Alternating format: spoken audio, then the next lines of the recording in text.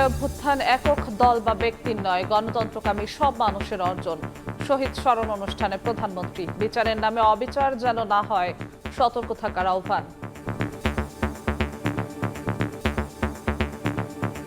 এই অর্জন কোনো একক ব্যক্তি, কোনো একক রাজনৈতিক দলের অর্জন নয়, বরং এই অর্জন প্রত্যেকটি শান্তিপ্রিয় মানুষের এটি অর্জন।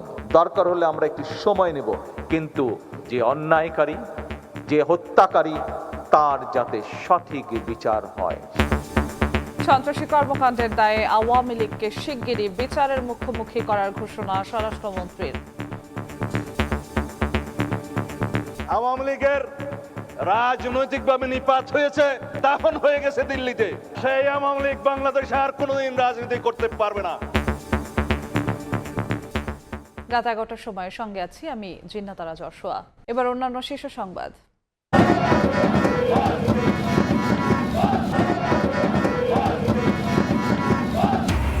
বিশ্বকাপের রাউন্ড অফ 16 শুরু। কোয়ার্টার ফাইনাল নিশ্চিতের লড়াইয়ে মুখোমুখি মরক্কো কানাডা। অপ্রতিরোধ্য ফ্রান্সের সামনে জার্মান কিলার প্যারাগুয়ে। যে কোনো মূল্যে তিস্তা মহাপরিকল্পনা বাস্তবায়ন করবে সরকার। লালমনিরহাটে স্থানীয় সরকার মন্ত্রী। ভারতের দাদাগিরিতে মেলেনি ন্যায্য হিস্যা, বললেন ত্রাণমন্ত্রী। রাতের আধারে সীমান্তে ফ্ল্যাট লাইট বন্ধ করে বিএসএফ এর পুশির চেষ্টা। চাঁপাইনবাবগঞ্জে টর্চ লাইট জ্বালিয়ে পাহারা দিয়ে রুখে দিল বিজিবি। সতর্ক গ্রামবাসীও। লাইনে কোনো 17-18 দিন পানি নেই। প্রত্যেকটা বাড়িতে দেখেন আপনার লাইন আছে, ওয়াটার লাইন আছে, এরকম ধরনের পাইপ দেওয়া আছে। পানি সংকটকে পুঁজি করে রাজধানীতে অবৈধ সংযোগের সিন্ডিকেট। রাতের আধারে চলছে চোরাই লাইনের কারবার। লাখ লাখ টাকা হাতিয়ে নিচ্ছে চক্র। ব্যবস্থার আশ্বাস ওয়াসার।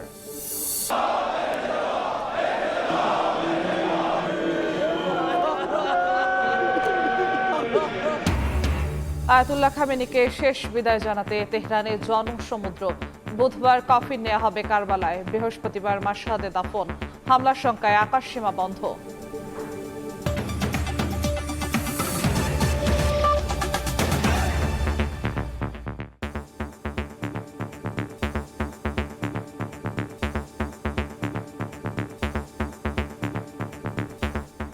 জুলাই অভ্যুত্থান কোনো একক দল বা ব্যক্তির নয়, গণতন্ত্রকামী ও শান্তিপ্রিয় সব মানুষের অর্জন।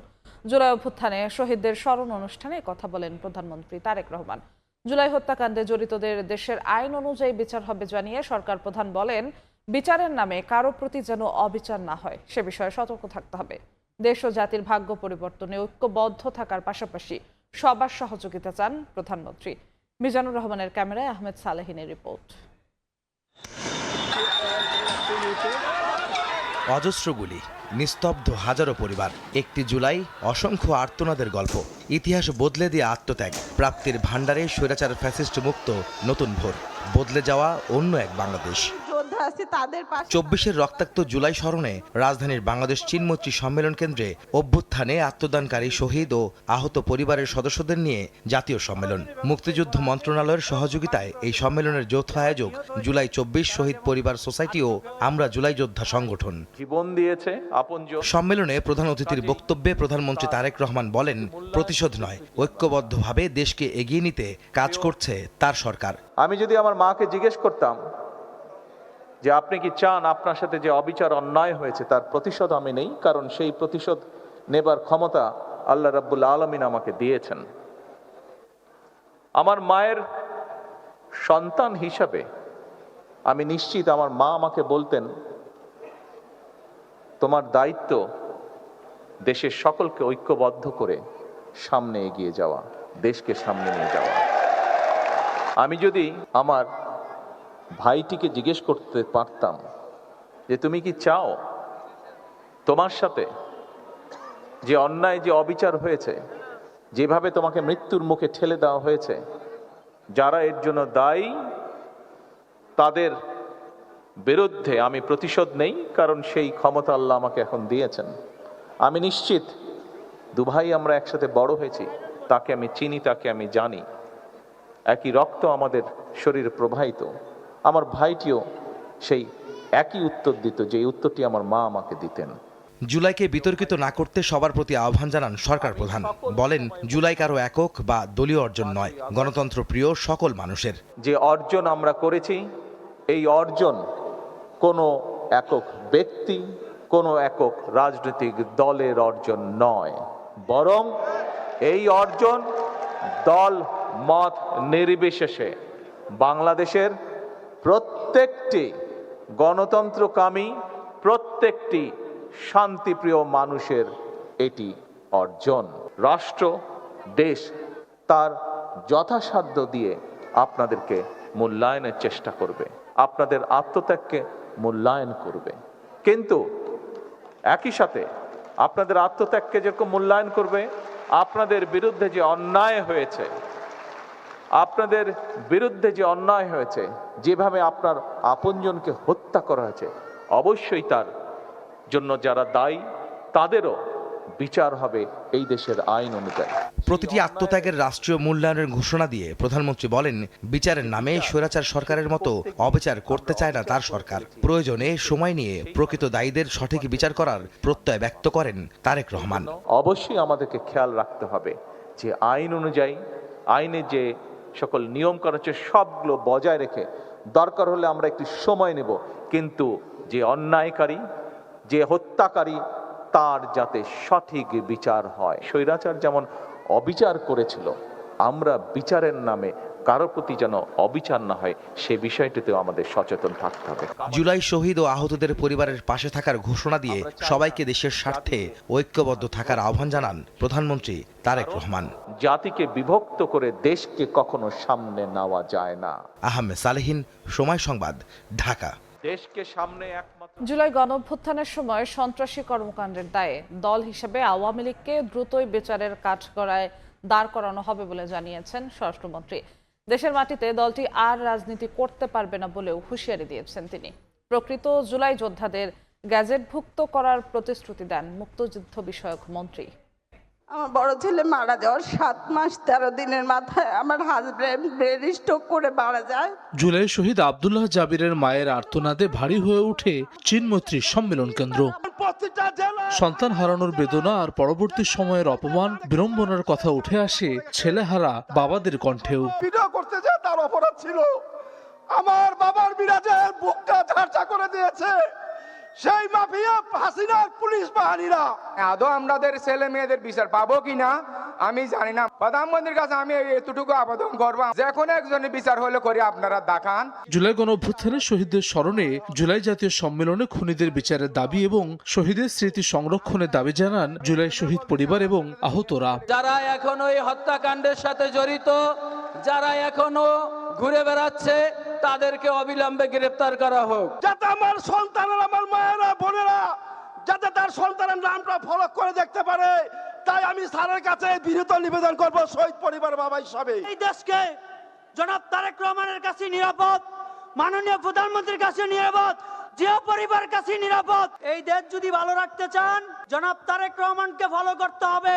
শহীদ ও আহতদের পরিবারের স্থায়ী আবাস নিশ্চিতে মিরপুরে ১৫০০ ফ্ল্যাট নির্মাণের কথা জানান গৃহায়ন ও গণপূর্ত মন্ত্রী। প্রকৃত জুলাই যোদ্ধাদের গেজেটভুক্ত করার প্রতিশ্রুতি দেন মুক্তিযুদ্ধ বিষয়ক মন্ত্রী।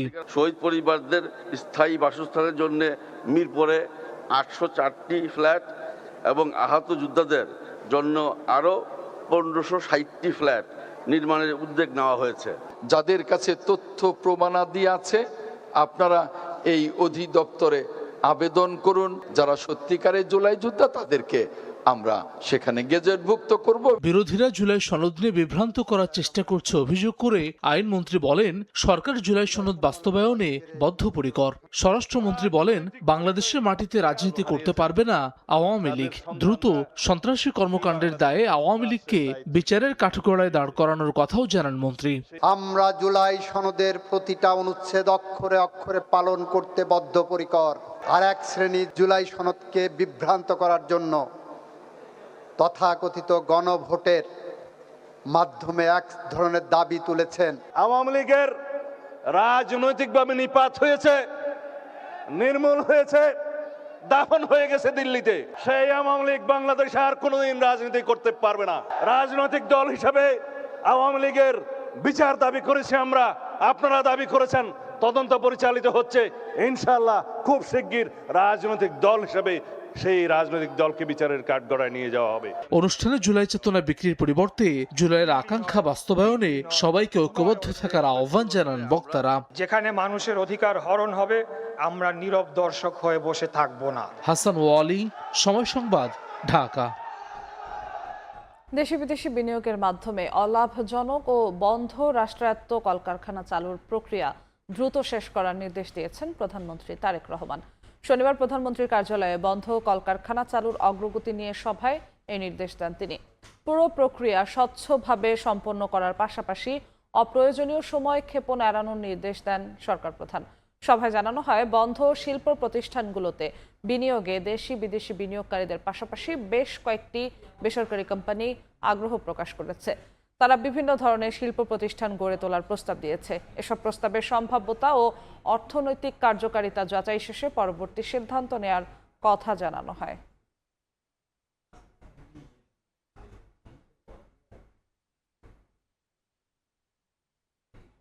যে কোনো মূল্যে বর্তমান সরকার তিস্তা মহাপরিকল্পনা বাস্তবায়ন করবে বলে জানিয়েছেন স্থানীয় সরকার মন্ত্রী মির্জা ফখরুল ইসলাম আলমগীর।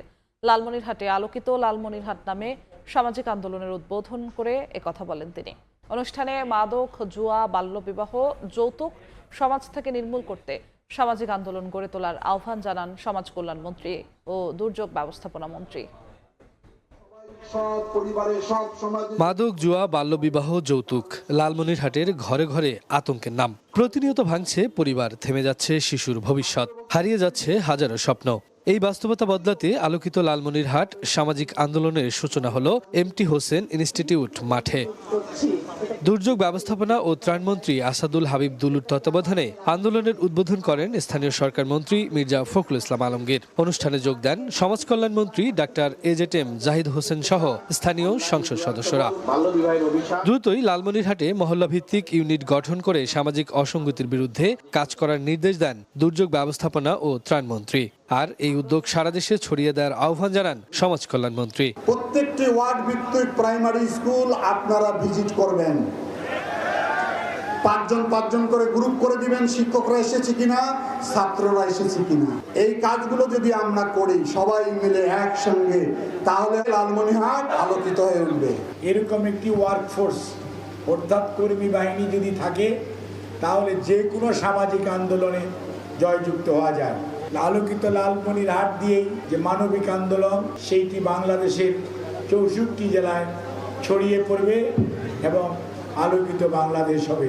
অনুষ্ঠানে স্থানীয় সরকার মন্ত্রী মির্জা ফখরুল ইসলাম আলমগীর বলেন, লালমনিরহাটের মানুষ প্রতিনিয়ত সংগ্রাম করছে। সরকার তাদের দুর্দশা ঘোচাতে যে কোনো মূল্যে তিস্তা মহাপরিকল্পনা বাস্তবায়ন করবে। জাগোবাহে তিস্তা বাঁচাও সংগ্রাম করেছেন, লড়াই করেছেন, সেই লড়াই আপনাদের সাফল্য এসেছে। আমাদের প্রধানমন্ত্রী তিনি পার্লামেন্টে বলেছেন যে আমরা তিস্তা মহাপরিকল্পনা সফল করব, যে মূল্যেই হোক, যে কোনো মূল্যেই হোক। নেতা আজকে আবার আমাদেরকে একটা নতুন বাংলাদেশের স্বপ্ন শুধু দেখাচ্ছেন না, তিস্তার পরিকল্পনা দিচ্ছেন। সেই পরিকল্পনার মধ্য দিয়েই আমরা এই বাংলাদেশকে আবার নতুন করে গড়ে তুলব। মাদকসহ সামাজিক ব্যাধির বিরুদ্ধে দেশব্যাপী আন্দোলন গড়ে তোলার আহ্বান জানান স্থানীয় সরকার মন্ত্রী। পরে আলোকিত লালমনিরহাট এর উদ্যোগে একটি র্যালি শহরের গুরুত্বপূর্ণ সড়ক প্রদক্ষিণ করে। শফিকুজ্জামান রুবেল, সময় সংবাদ, লালমনিরহাট। গণভোট বাস্তবায়ন, কর্মসংস্থান ও সীমান্ত সুরক্ষা নিশ্চিতের দাবিতে কর্মসূচি দিয়েছে এনসিপি। দলটির উত্তরাঞ্চলের মুখ্য সংগঠক সার্জিস আলম জানান, 6 ও 7 তারিখ থেকে দেশের 64 জেলার 100টি উপজেলা ও পৌরসভায় জুলাই পদযাত্রা অনুষ্ঠিত হবে। স্বরাষ্ট্রমন্ত্রী জনাব সালাউদ্দিন আহমেদ স্পষ্টভাবে বলেছেন যে এই আওয়ামী লীগ হচ্ছে গণহত্যাকারী রাজনৈতিক দল। রাজনৈতিকভাবে এই আওয়ামী লীগের পতন হয়েছে এবং দল হিসেবে আওয়ামী লীগের বিচার করা হবে। আমরা চাই জনাব সালাউদ্দিন আহমেদ যেই বক্তব্য দিয়েছেন এই বক্তব্য, কথা এবং কাজে আমরা যেন এটার বাস্তবায়ন দেখতে পাই। 64 জেলার 100টি উপজেলা ও পৌরসভায় গণভোট বাস্তবায়ন, কর্মসংস্থান ও সীমান্ত সুরক্ষার দাবিতে জুলাই পদযাত্রা 2026 আয়োজন করতে যাচ্ছে, যা আগামী 6 জুলাই থেকে শুরু হবে। এবার ফিফা বিশ্বকাপের খবর। রাউন্ড অফ 16-এর দ্বিতীয় ম্যাচে মাঠে নামছে অপ্রতিরোধ্য ফ্রান্স। প্রতিপক্ষ জার্মান কিলার প্যারাগুয়ে। যুক্তরাষ্ট্রের ফিলাডেলফিয়ায় ম্যাচটি করাবে বাংলাদেশ সময় রাত ৩টায়। এমবাপ্পে, ওলিসে, দেমবেলের দুর্দান্ত ফর্মে নির্ভর দিদিয়ের দেশমের দল। অন্যদিকে নকআউটে জার্মানিকে বিদায় করা প্যারাগুয়ে আত্মবিশ্বাসী ফ্রান্সকে হারিয়ে বিশ্বকাপে আরও একটি আপসেট উপহার দিতে। তর্কাতীতভাবে এবারের বিশ্বকাপে সবচেয়ে ব্লকবাস্টার খেলা উপহার দিচ্ছে ফ্রান্স। আর্জেন্টিনাকে টপকে ফিফার র্যাঙ্কিংয়ের শীর্ষস্থানও দখলে নিয়েছে তারা। টুর্নামেন্টে সর্বোচ্চ 13 গোল আর টানা 5 জয়ে রীতিমতো উড়ছে ফরাসিরা। এমবাপ্পে, ওলিসে, চুয়ামেনি, দেমবেলেদের এই ফ্রান্সকে থামাবার সামর্থ্য রাখে কে? রাউন্ড অফ 16-এর র্যাঙ্কিংয়ের 41 নম্বর দল প্যারাগুয়েকে প্রতিপক্ষ হিসেবে পেয়েছে ফরাসিরা। দলের সাম্প্রতিক পারফরমেন্সে আত্মবিশ্বাস তুঙ্গে থাকলেও ভীষণ সতর্ক দিদিয়ের দেশম, কারণ এই দলটাই নকআউটে হারিয়েছে জার্মানিকে। তাই অনুশীলনে প্যারাগুয়ে বধে বাড়তি সময় দিয়েছে লেস ব্লুস।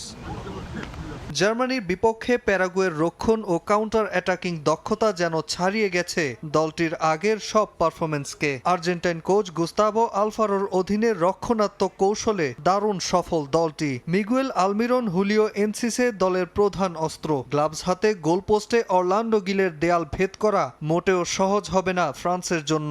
তবে ওমর আলদারেতের ইনজুরি কিছুটা দুশ্চিন্তায় ফেলছে দলকে।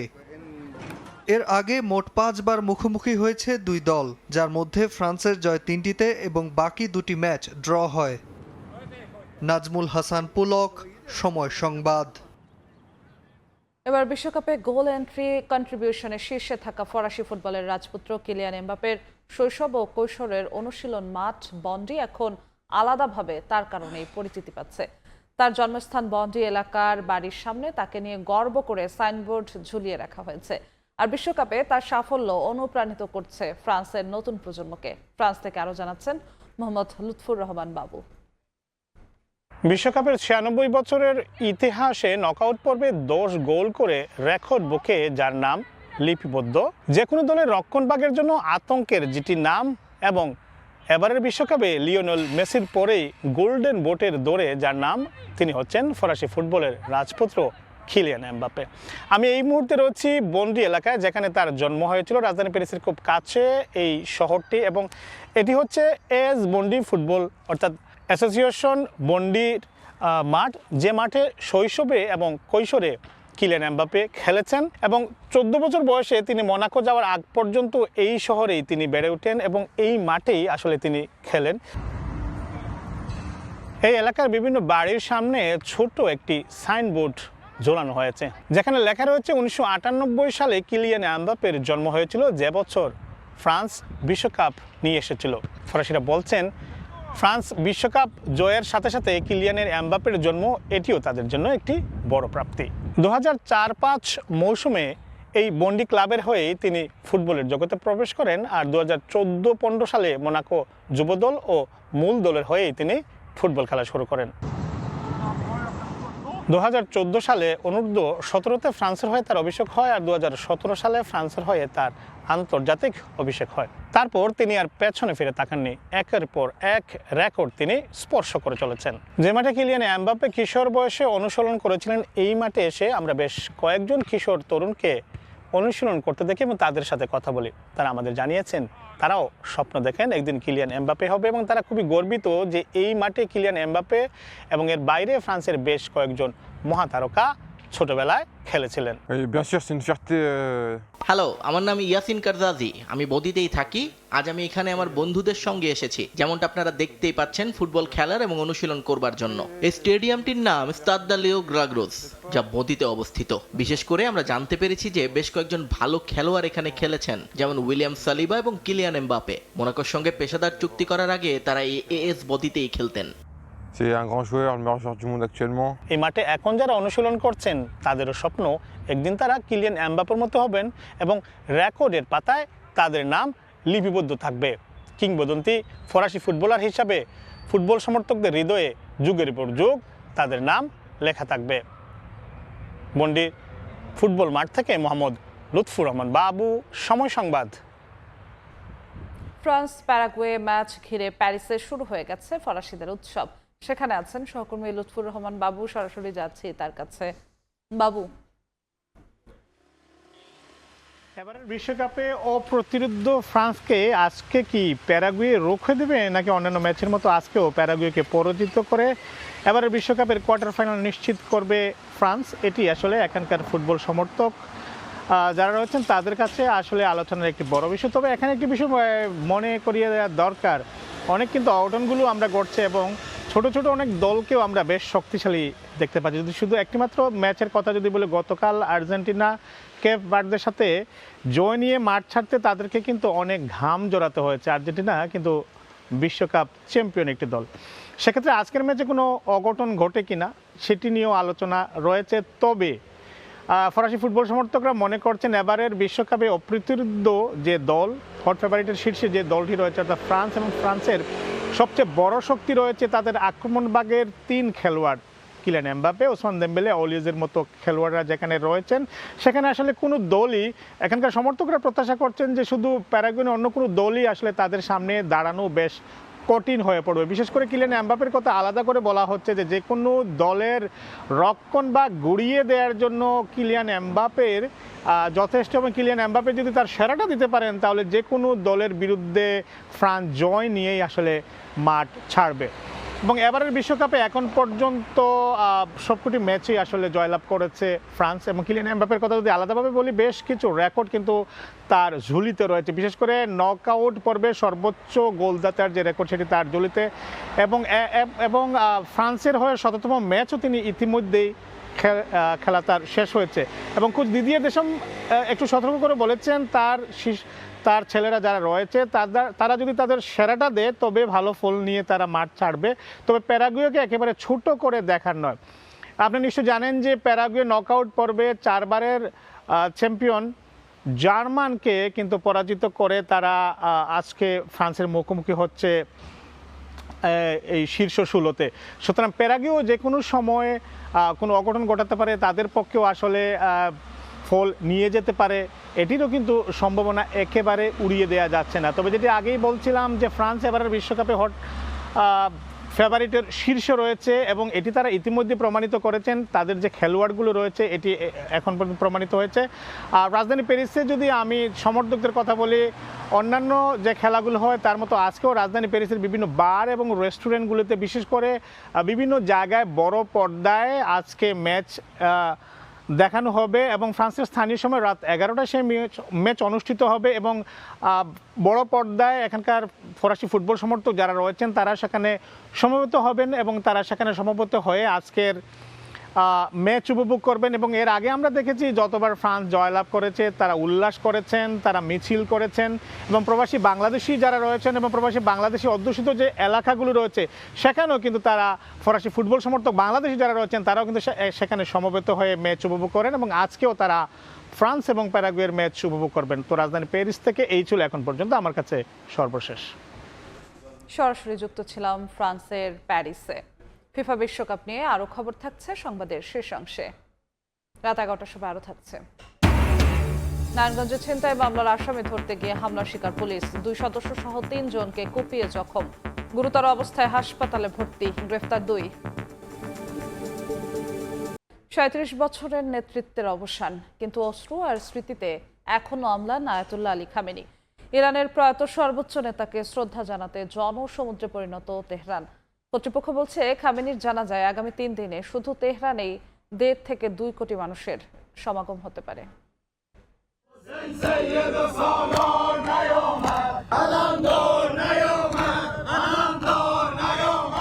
শনিবার ভোর থেকে রাজধানী তেহরানের ইমাম খোমেনি গ্র্যান্ড মোসাল্লার সামনে ঢল নামে মানুষের। ইরানের প্রয়াত সর্বোচ্চ নেতা আয়াতুল্লাহ আলী খামেনির প্রতি শোক ও শেষ শ্রদ্ধা জানাতে বিভিন্ন প্রান্ত থেকে জড়ো হচ্ছেন ইরানিরা। প্রিয় নেতার কফিন দেখে অনেকেই আবেগাপ্লুত হয়ে পড়ছেন। তেহরানে সাধারণ মানুষের জন্য 2 দিন ব্যাপী রাষ্ট্রীয় শোকানুষ্ঠানের আয়োজন করা হয়েছে। এ সময় সর্বস্তরের মানুষ আয়াতুল্লাহ খামেনি ও তার পরিবারের প্রয়াত কয়েকজন সদস্যের প্রতি শ্রদ্ধা জানাবেন। ইরান কর্তৃপক্ষ বলছে 3.5 দশক ধরে ইরানের শাসন ক্ষমতায় থাকা আয়াতুল্লাহ খামেনিকে শেষ বিদায় জানাতে শুধু তেহরানেই 1.5 থেকে 2 কোটি মানুষের সমাগম হতে পারে। সোমবার খামেনির শোকযাত্রা ইরানের দক্ষিণে কোম নগরীর উদ্দেশ্যে যাত্রা করবে। এরপর ইরাকের পবিত্র শহর নাজাফ ও কারবালা হয়ে শেষ গন্তব্য হবে মাশহাদ। শিয়া ইসলামের অষ্টম ইমামের মাজার এবং খামেনির জন্মস্থান হওয়ায় সেখানে প্রায় 40 লাখ মানুষের অংশগ্রহণের আশা করছে ইরান। কর্তৃপক্ষ বলছে 1989 সালে আয়াতুল্লাহ আলী খামেনির পূর্বসূরি ও ইরানের ইসলামী বিপ্লবের নেতা আয়াতুল্লাহ রুহুল্লাহ খোমেনির জানাজার পর ইরানে এটি সবচেয়ে বড় জনসমাগম হতে চলেছে। খোমেনির শোক ও দাফন অনুষ্ঠানে প্রায় 1 কোটি মানুষ অংশ নিয়েছিলেন। আয়াতুল্লাহ খামেনিকে শেষ শ্রদ্ধা জানাতে কোটি কোটি মানুষ অংশ নিলেও নিরাপত্তার কারণে বাবার শোক অনুষ্ঠানে উপস্থিত থাকছেন না ছেলে মোস্তফা খামেনি। সম্প্রতি তাকে হত্যার হুমকি দিয়েছে ইসরায়েল। এর আগে শুক্রবার তেহরানের বিশাল প্রার্থনা হলে শায়িত ইরানের প্রয়াত সর্বোচ্চ নেতাকে শ্রদ্ধা জানান president Masoud Pezeshkian, parliament speaker Mohammad বাঘের গালিবাফ, পররাষ্ট্রমন্ত্রী আব্বাস আরাকচি সহ শীর্ষ নেতারা। বিশ্বের বিভিন্ন দেশের প্রতিনিধি, ধর্মীয় নেতা এবং ইরানের মিত্রদের পরিবারও শেষ শ্রদ্ধা জানাতে উপস্থিত হন। পূর্ব ইউরোপ, আফ্রিকা, উপসাগরীয় অঞ্চল ও পূর্ব এশিয়ার অন্তত 13টি দেশের উপর যুক্তরাষ্ট্র চাপ প্রয়োগ করেছিল বলে খবর প্রকাশ করেছে ইরানের তাসনিম নিউজ এজেন্সি। তবে যুক্তরাষ্ট্র এই অভিযোগের বিষয়ে প্রকাশ্যে কোনো মন্তব্য করেনি। রাইসা জান্নাত, সময় সংবাদ। খামেনির শেষ বিদায়ের আনুষ্ঠানিকতা ঘিরে নিরাপত্তার চাদরে মুড়ে দেয়া হয়েছে ইরান। হামলার আশঙ্কায় আকাশসীমা বন্ধ থেকে শুরু করে সর্বোচ্চ সতর্কতা নেওয়া হয়েছে তেহরানে। এর মধ্যে সর্বোচ্চ নেতা মোস্তফা খামেনিকে সম্ভাব্য পরবর্তী টার্গেট উল্লেখ করেছেন ইসরায়েলি প্রতিরক্ষা মন্ত্রী। আনুষ্ঠানিকতা পালনে ইরানকে 7 দিন সময় দেওয়ার দাবি করেছেন মার্কিন প্রেসিডেন্ট ডোনাল্ড ট্রাম্প। যে কোনো আঘাত এলে কড়া জবাবের হুঁশিয়ারি দিয়েছে আইআরজিসি। মার্কিন ইসরায়েলি হামলায় নিহত আয়াতুল্লাহ আলী খামেনির সপ্তাহব্যাপী দাফন কার্যক্রম চলছে ইরানে। লাখো মানুষের অংশগ্রহণের প্রত্যাশায় রাজধানী তেহরান জুড়ে নেওয়া হয়েছে কঠোর নিরাপত্তা ব্যবস্থা। দেশি বিদেশি অতিথিদের উপস্থিতির কারণে নেওয়া হয়েছে সতর্কতা। দাফন কার্যক্রম শুরুর আগেই কঠোর হুঁশিয়ারি দিয়েছে ইসলামী রেভলিউশনারি গার্ড আইআরজিসি। তাদের দাবি, আগামী দিনগুলোতে ইরানকে লক্ষ্য করে যে কোনো হামলার চেষ্টা হলে আগের চেয়ে কঠোর জবাব দেয়া হবে। এমনকি সেই জবাব প্রতিপক্ষের ইতিহাসে লজ্জাজনক অধ্যায় হয়ে থাকবে বলেও সতর্ক করে তারা। এর আগে ইসরায়েলের প্রতিরক্ষামন্ত্রী ইসরায়েল কাতস মোস্তফা খামেনিকে সম্ভাব্য পরবর্তী লক্ষ্য হিসেবে উল্লেখ করেছিলেন। খামেনির দাফন অনুষ্ঠানকে ঘিরে সম্ভাব্য যে কোনো হামলার আশঙ্কা উড়িয়ে দিচ্ছে না তেহরান। কারণ এই আয়োজনে লাখ লাখ মানুষের পাশাপাশি বিভিন্ন দেশের প্রতিনিধি ও বিশিষ্ট অতিথিদের অংশ নেয়ার কথা রয়েছে। নিরাপত্তা বিশ্লেষকদের মতে এমন জনসমাগমে হামলা হলে ব্যাপক প্রাণহানির পাশাপাশি প্রকাশ্যে থাকা শীর্ষ ইরানি কর্মকর্তারাও গুপ্ত হত্যার ঝুঁকিতে পড়তে পারেন। এরই মধ্যে তেহরানের বিভিন্ন সড়কে নিরাপত্তা টহল জোরদার করা হয়েছে। আগামী সোমবার রাজধানীর আকাশসীমা পুরোপুরি বন্ধ রাখার ঘোষণা দিয়েছে ইরান। ইসরায়েলের সামরিক গোয়েন্দা সংস্থার সাবেক এক কর্মকর্তার মতে আকাশ ও স্থল উভয় দিক থেকেই সম্ভাব্য ঝুঁকি বিবেচনায় রেখে সর্বোচ্চ সতর্কতা নেওয়া হচ্ছে। একই সঙ্গে যুদ্ধের প্রথম দিনেই বাবা ও পরিবারের সদস্যদের হারানোর পর মোস্তফা খামেনি জনসমক্ষে আসবেন কি না তা নিয়েও জল্পনা রয়েছে। বাহ্যিক হুমকির পাশাপাশি অভ্যন্তরীণ নিরাপত্তা নিয়েও সতর্ক ইরান। কুর্দি, আরব ও বেলুচ বিচ্ছিন্নতাবাদী গোষ্ঠীর পাশাপাশি নির্বাসিত মুজাহিদিনী খালক বা এমইকের সম্ভাব্য তৎপরতার দিকেও নজর রাখা হচ্ছে। তবে আইআরজিসির প্রধান ব্রিগেডিয়ার জেনারেল আহমদ ভাহিদি সহ কয়েকজন জ্যেষ্ঠ কর্মকর্তাকে এরই মধ্যে প্রকাশ্যে দেখা গেছে। বিশ্লেষকদের ধারণা, ঝুঁকি সম্পর্কে অবগত থাকলেও নিজেদের নিরাপত্তা ব্যবস্থা নিয়ে তারা আত্মবিশ্বাসী। নাদিম মারজান, সময় সংবাদ। পঞ্চমবারের মতো চাঁপাইনবাবগঞ্জ সীমান্তে পুশিনের চেষ্টা চালিয়েছে বিএসএফ। মধ্যরাতে ফ্লাড লাইট বন্ধ করে কয়েক দফা চেষ্টা চালানো হয়। তবে টর্চ লাইট জ্বালিয়ে পাহারা দিয়ে রুখে দেয় বিজিবি ও স্থানীয়রা। পুশিনে ব্যর্থ হয়ে 12 জনকে ভারতের ভেতরে নিয়ে যায় বিএসএফ। লাঠিসোঁটা ও টর্চ লাইট নিয়ে সীমান্তে গ্রামবাসী, তাদের সাথে সতর্ক অবস্থানে বিজিবির সদস্যরা। শুক্রবার মধ্যরাতে চাঁপাইনবাবগঞ্জের চাকপাড়া সীমান্তে হঠাৎ ফ্লাড লাইট বন্ধ করে দেয় বিএসএফ। এই সময় বেশ কয়েকজন নারী পুরুষকে শূন্য রেখায় নিয়ে আসে তারা। স্থানীয় বাসিন্দারা বিষয়টি টের পেয়ে লাঠিসোঁটা ও টর্চ লাইট নিয়ে সীমান্তে জড়ো হয়। উত্তেজনা ছড়িয়ে পড়ে সীমান্তে। বারবার লাইট নেওয়া ছিল, ওরা লোকজন লেছে, গাড়িতে লোক এসেছে, আর গাড়ি লোক এসেছে, ওরা আবার লাইট নেমেছে, আবার বন্ধ করছে। মানে বাংলাদেশ লোক পাঠাবে, আমরা বিজিবি ভাইকে সব আমরা গ্রামবাসীদের সব পাহারা দিয়েছি। আমরা যেন বুঝতে না পারি, ওই জন্য ওরা লাইট অফ অন করছিল, যেন আমরা ধরতে না পারি কি যে হ্যাঁ ওরা আছিল। কিন্তু আমরা দেখেছি ব্রিজের ওপর থেকে ওরা 10-12 জনকে দেখেছিলাম।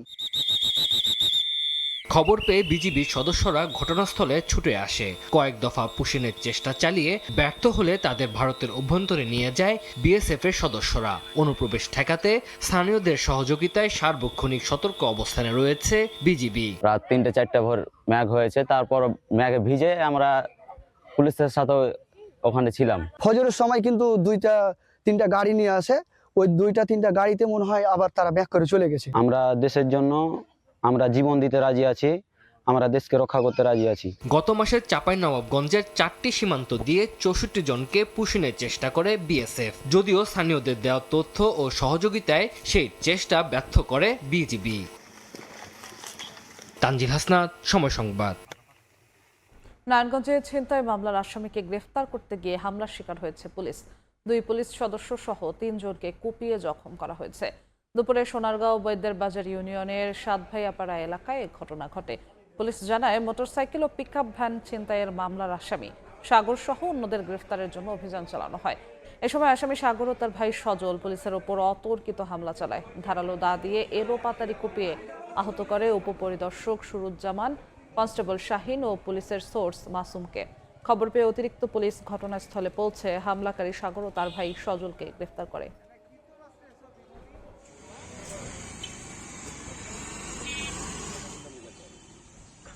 জুলাই আন্দোলন অবমাননার অভিযোগে মেহের আফরোজ শাওন, মাহিয়া মাহি ও শান্ত ফারজানার বিরুদ্ধে সাধারণ ডায়েরি করেছে রাষ্ট্র সংলাপ ফোরাম এসডিএফ নামে একটি সংগঠন।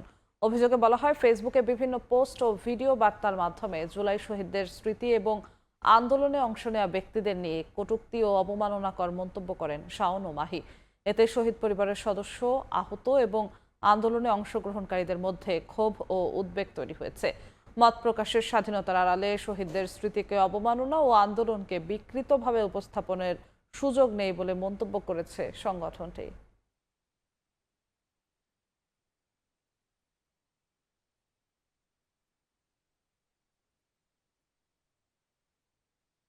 রাজধানীর বিভিন্ন এলাকায় পানির সংকটকে পুঁজি করে বছরের পর বছর ধরে গড়ে উঠেছে অবৈধ সংযোগের শক্তিশালী সিন্ডিকেট। সময় সংবাদের অনুসন্ধানে উঠে এসেছে, রাতের আধারে রাস্তা খুঁড়ে ওয়াসার লাইন থেকে সংযোগ চলে যাচ্ছে বাসাবাড়িতে।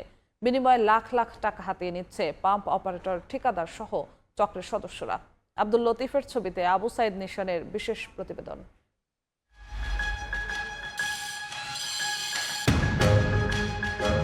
লাইন দিতেছে আবার কাটতেছে।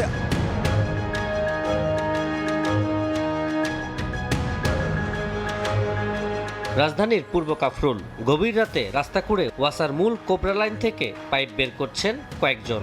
এরপর সেই পাইপ সুয়ারেজ লাইনের ভেতর দিয়ে পৌঁছে দেওয়া হয় গ্রাহকের বাসায়। আমরা এখানে দেখতে পাচ্ছি যে মাটির নিচ দিয়ে এই পাইপগুলো নিয়ে এবং এই যে এবার সোজা গিয়ে এই যে বাসা বাড়িগুলো আছে এইখানটায় দেখা যাচ্ছে যে এই অবৈধ সংযোগগুলো দেওয়া হচ্ছে।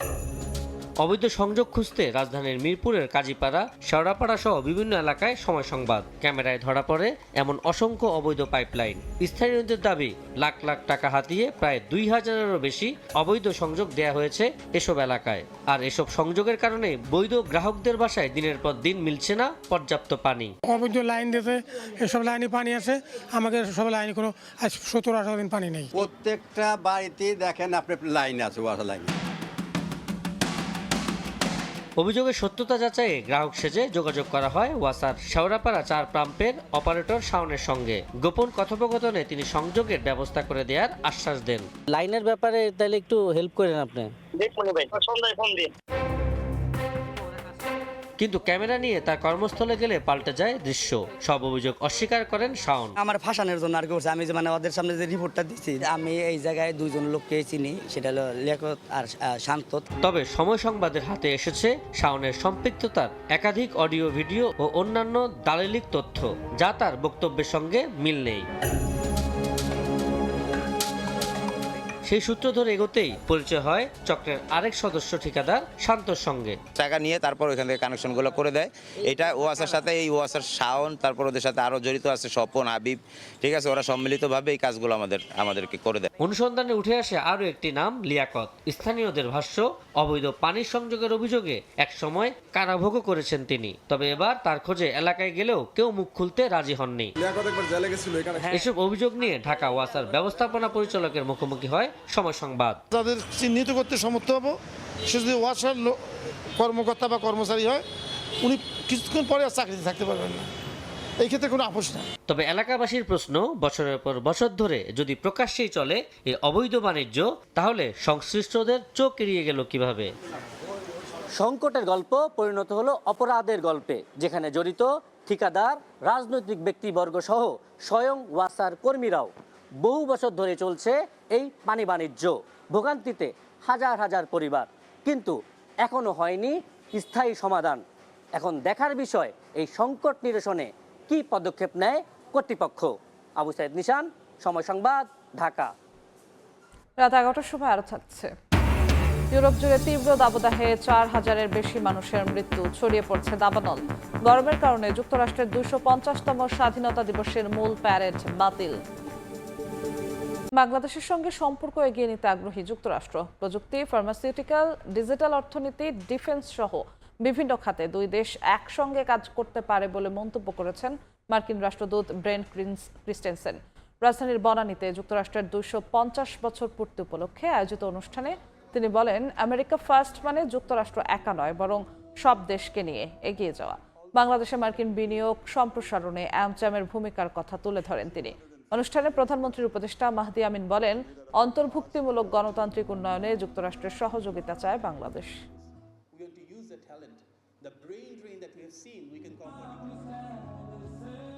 America first does not mean America alone.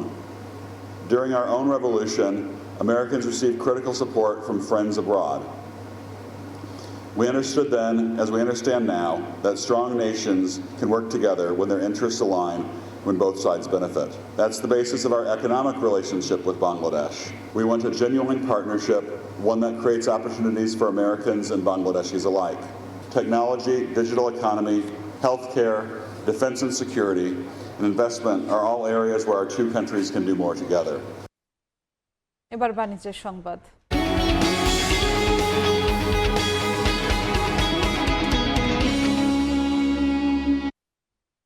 শত কোটি টাকা মূল্যের 304টি গাড়ি নিয়ে বিপাকে চট্টগ্রাম বন্দর ও কাস্টমস। এর মধ্যে 108টি গাড়ি একেবারেই চলাচল অনুপযোগী বলে প্রতিবেদন দিয়েছে বিআরটিএ। তবে উচ্চ আদালতে মামলা চলায় এসব গাড়ি স্ক্র্যাপ করতে পারছে না কাস্টম হাউস। বছরের পর বছর অলস পড়ে থাকায় বাকি গাড়িগুলো নষ্ট হওয়ার পথে। সাক্ষাৎপুর ক্যামেরায় বিস্তারিত জানাচ্ছেন কমল দে। ধুলোর আস্তরণে ঢাকা পড়া ভাঙাচোরা এসব গাড়ি দেখলেই মনে হবে এটি যেন কোনো ডাম্পিং স্টেশন। অধিকাংশ গাড়ির যেমন চাকা ফেটে ফ্লোরে বসে গেছে, তেমনি নষ্ট হয়ে গেছে ইঞ্জিন সহ নানা যন্ত্রপাতি। প্রকৃত অর্থে এটি চট্টগ্রাম বন্দরের অভ্যন্তরে 3 তলা বিশিষ্ট আধুনিক কার শেড। আর এই পুরো কার শেড পরিপূর্ণ হয়ে আছে একেবারে চলাচল অনুপযোগী এসব গাড়িতে। 1250টি গাড়ি ধারণ ক্ষমতার চট্টগ্রাম বন্দরের 2টি কার শেডে থাকা 603টি গাড়ির মধ্যে 304টি চলাচল অনুপযোগী। 10 থেকে 15 বছরের পুরনো গাড়িও এখানে রয়েছে এবং এই গাড়িগুলো থাকার জন্য যেটা হয়, আমাদের নতুন গাড়ি যখন আমদানি হয় সেই গাড়িগুলোকে আমাদের হয়তোবা খোলা আকাশের নিচে রাখার প্রয়োজন হয়। আমরা যে কার শেডটা ব্যবহার করছি অত্যাধুনিক, এটা শেডের নিচে নতুন গাড়িগুলো থাকলে তাদের যন্ত্রপাতিও ভালো থাকবে। চট্টগ্রাম কাস্টম হাউজের তথ্য মতে 3 বছর আগে এই চালানের 182টি গাড়ি চলাচল অনুপযোগী বলে বিআরটিএ প্রতিবেদন দেওয়ার পর 74টি গাড়ি এসকেপ হিসেবে কেটে কেজি দরে বিক্রি করা হয়। কিন্তু উচ্চ আদালতে রিট পিটিশন থাকায় 108টি গাড়ির এসকেপ হিসেবে ধ্বংস করা যায়নি। এর বাইরে আরও 27টি গাড়ি রিট পিটিশন উচ্চ আদালতের সিদ্ধান্তের অপেক্ষায় রয়েছে। 15 থেকে 20 বছর আগে আমদানি করা গাড়িও রয়েছে নষ্ট হয়ে যাওয়া এই চালানে। নিলাম বা ধ্বংসের কার্যক্রম এর ক্ষেত্রে আটকে যাওয়ার অন্যতম কারণ হচ্ছে উচ্চ আদালতের যদি কোনো নির্দেশনা থাকে, এক্ষেত্রে উচ্চ আদালতে মামলা পেন্ডিং থাকতে পারে, রিট থাকতে পারে, সেসব কারণে ধ্বংস বা নিলামের কার্যক্রমে আমাদের একটু দেরি হয়। তবে এটা নিষ্পত্তি হলেই আমরা যথাযথ প্রক্রিয়া অনুসরণ করে নিলাম বা ধ্বংসের কাজ আমরা সম্পন্ন করে থাকি। জাপান সহ পৃথিবীর বিভিন্ন দেশ থেকে আমদানি করা এসব গাড়ির প্রতিটির বাজার মূল্য 25 থেকে 30 লাখ টাকা। সেই হিসাবে এখানে অন্তত 100 কোটি টাকার গাড়ি রয়েছে। নানামুখী জটিলতায় এসব গাড়ি বন্দরে আটকা পড়ল। আমদানি মূল্য হিসেবে বিদেশে চলে গেছে লাখ লাখ ডলার। আর তাই শুল্ক জটিলতার কবলে পড়ে বন্দরে সেটা নষ্ট হওয়া ঠেকাতে গাড়ি আমদানি নীতি আরও সহজ করার পরামর্শ ব্যবসায়ীদের। এটাতে আসলে কয়েকটা প্রসেস আছে। টেন্ডার করে ছেড়ে দিতে পারে যে যারা নিবে তারা নিয়ে এটা যে কিছু করুক, স্ক্র্যাপ করুক কিংবা কিছু করুক, কিংবা ওনারা নিজেরা এটা স্ক্র্যাপ করে ওনারা এটা রিলিজ করে দিতে পারে। বিদেশ থেকে আমদানিকৃত গাড়ি 30 দিনের মধ্যে ছাড় করার বিধান রয়েছে। নির্ধারিত সময়ের মধ্যে ছাড় না করা গাড়ি নিলামে বিক্রি করার জন্য বাই পেপার কাস্টম হাউসের কাছে হস্তান্তর করে বন্দর কর্তৃপক্ষ।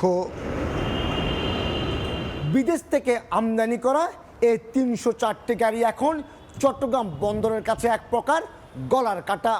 চলাচল অনুপযোগী হওয়ায় কাস্টম যেমন নিলামে বিক্রি করতে পারছে না, ঠিক তেমনি আইনি জটিলতার কারণে এসব গাড়ি ধ্বংস করা যাচ্ছে না।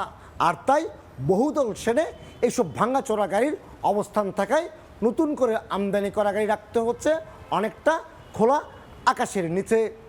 চট্টগ্রাম বন্দরের কারশেড থেকে কমল দে, সময় সংবাদ।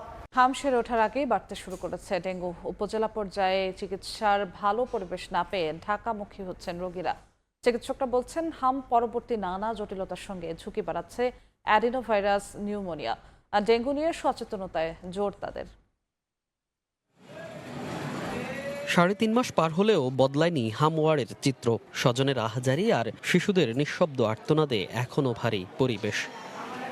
বর্তমানে হাম উপসর্গ নিয়ে ভর্তি অধিকাংশ শিশুই হাসপাতালে আসছে একাধিকবার। রোগীদের মধ্যে বেশিরভাগেরই মারাত্মক নিউমোনিয়ায় অবস্থা জটিল পর্যায়ের।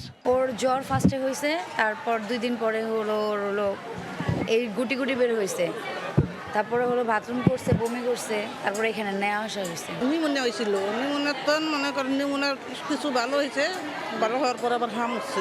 এদিকে হাম সেরে ওঠার আগেই বাড়তে শুরু করেছে ডেঙ্গু রোগের চাপ। স্বজনদের অভিযোগ, উপজেলা পর্যায়ে চিকিৎসার ভালো পরিবেশ না পেয়েই ঢাকামুখী হচ্ছেন রোগীরা। ফ্যান নাই, বেড নাই, নিচেই সব মাদুর কিছুই নাই। ওই পরিবেশে থাকলে আমার মনে আরো অসুস্থ হয়ে যেত। এই কারণে আমরা ওই জায়গা না রেখে ওনাদের কথা না শুনে আমরা এখানে নিয়ে আসি। চিকিৎসকরাও বলছেন বর্তমানে হাম পরবর্তী জটিলতা নিয়ে বেশি রোগী আসছেন। সেই সঙ্গে ঝুঁকি বাড়াচ্ছে অ্যাডিনোভাইরাস নিউমোনিয়া। আর ডেঙ্গু নিয়ে ব্যক্তিগত সচেতনতার উপর জোর দিতে বললেন চিকিৎসক। হাম জনিত কারণে যে নিউমোনিয়া হয়, বিশেষ করে এটা হামের জীবাণু দ্বারা হয়, মিজেল ভাইরাস দ্বারা হয়, আর আদার্স মিজেল ভাইরাস দ্বারা। এর ভিতরে যে নিউমোনিয়াগুলো সবচেয়ে বেশি বাচ্চাদেরকে এখন পরিলক্ষিত আছে অ্যাডিনোভাইরাস। এই অ্যাডিনোভাইরাস নিউমোনিয়ার কমপ্লিকেশনগুলো সাধারণত বেশি নিয়ে ভর্তি হচ্ছে। হাম ডেঙ্গুর মতো ভাইরাস জনিত যে কোনো রোগ থেকে শিশুদের সুস্থ রাখতে প্রোটিনযুক্ত খাবার খাওয়ানোর পরামর্শ চিকিৎসকদের। মনির হোসাইন, সময় সংবাদ, ঢাকা। প্রবেশপত্র জটিলতায় প্রথম দিন পরীক্ষায় অংশ নিতে না পারলেও শেষ পর্যন্ত সুযোগ পেয়ে স্বস্তিতে বগুড়ার 7 এবং নাটোরের 8 এইচএসসি পরীক্ষার্থী। শিক্ষামন্ত্রীর হস্তক্ষেপে পরীক্ষায় অংশ নিতে পেরে খুশি তারা। এদিকে নাটোরের প্রতারক অমিত সরকারকে গ্রেফতার করেছে পুলিশ। এরা অনেক চেষ্টা করেছে আমার অ্যাডমিট ঠিক করতে, কিন্তু সর্বশেষ পর্যন্ত চেষ্টা করেছে। নিয়ম মেনে আবেদনের পরও নেই প্রবেশপত্র। এইচএসসি পরীক্ষার প্রথম দিন কেন্দ্রে গিয়ে বিপাকে বগুড়ার 7 এবং নাটোরের 8 শিক্ষার্থী।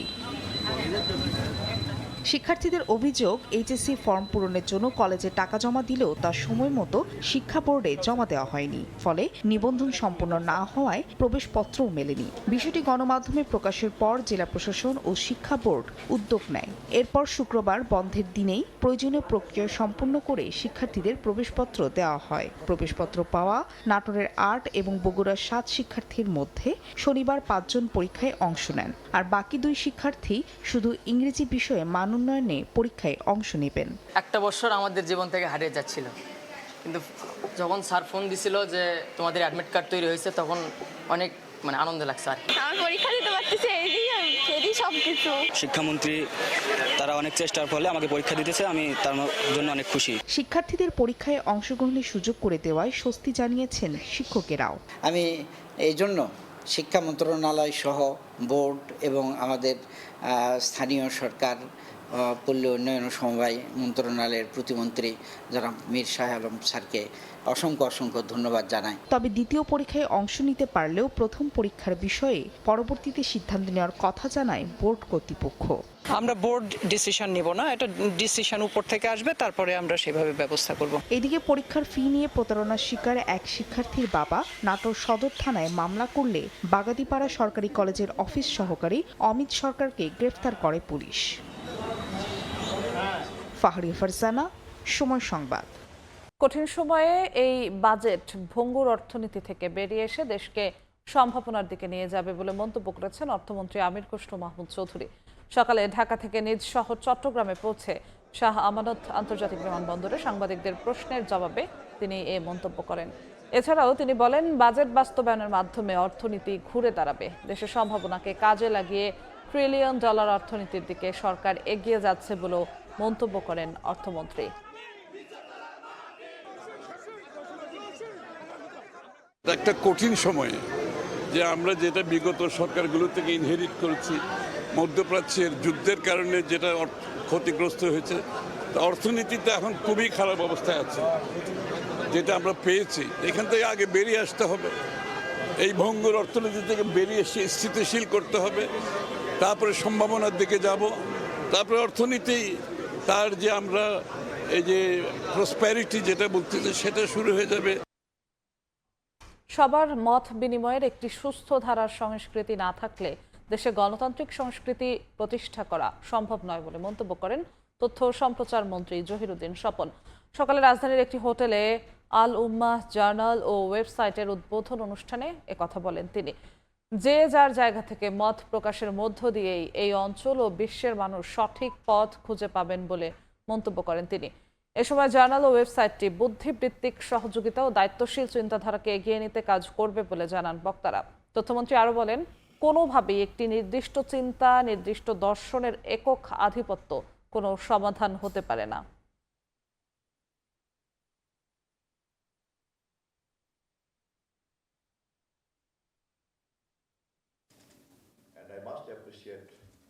যে যার জায়গা থেকে তার কথা বলবেন এবং আমরা সুস্থভাবে সেই কথাগুলিকে বিনিময় করব। এর মধ্য দিয়েই দেশের মানুষ, অঞ্চলের মানুষ এবং বিশ্বের মানুষ তাদের সঠিক পথ খুঁজে বের করবেন। কোনোভাবেই একটি নির্দিষ্ট চিন্তা অথবা একটি নির্দিষ্ট দর্শনের একক আধিপত্য কোনো সমাধান হতে পারে না। আবার সকল মত বিনিময়ের একটি সুস্থ সংস্কৃতি না থাকলে পরে আমরা গণতান্ত্রিক সংস্কৃতি প্রতিষ্ঠা করতে পারবো না। সিলেট মেডিকেল বিশ্ববিদ্যালয় ও অন্যান্য সরকারি স্বাস্থ্য প্রতিষ্ঠানসমূহের সার্বিক বিষয়ে পর্যালোচনা সভা অনুষ্ঠিত হয়েছে।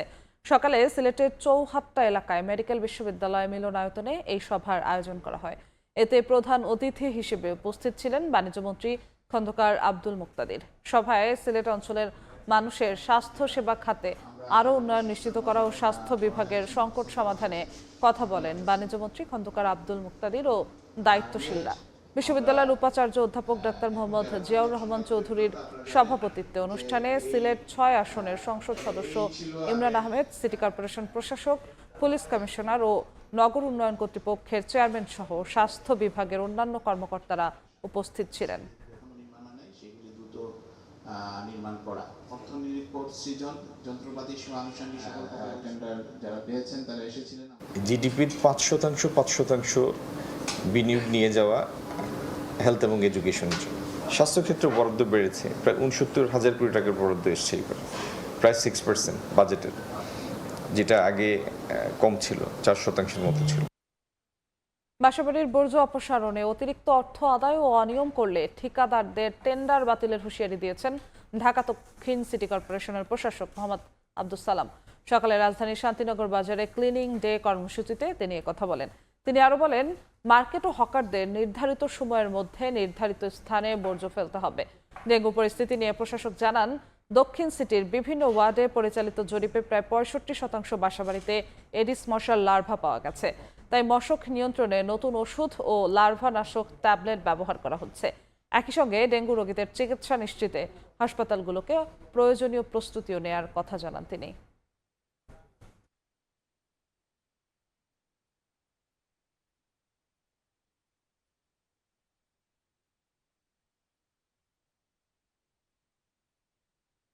অনেক জায়গা থেকে তারা নিয়মিত আবর্জনা পরিষ্কার করছেন না, বা কোথাও কোথাও কমপ্লেন আছে যে তারা বেশি টাকা দাবি করছেন।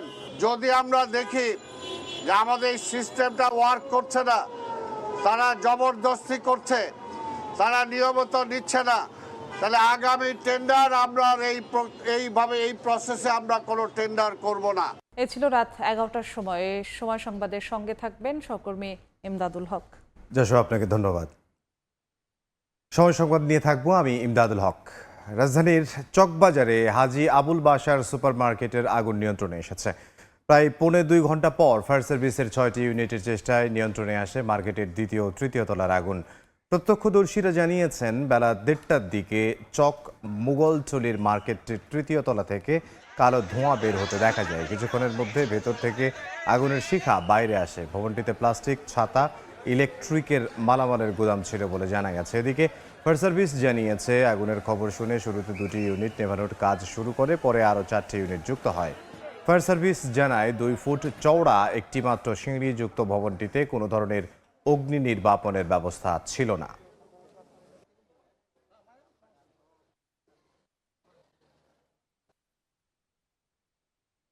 হঠাৎ কারেন্ট গেছে, কারেন্ট যাওয়ার পরে বাইরে এসে দেখি আগুন লাগছে।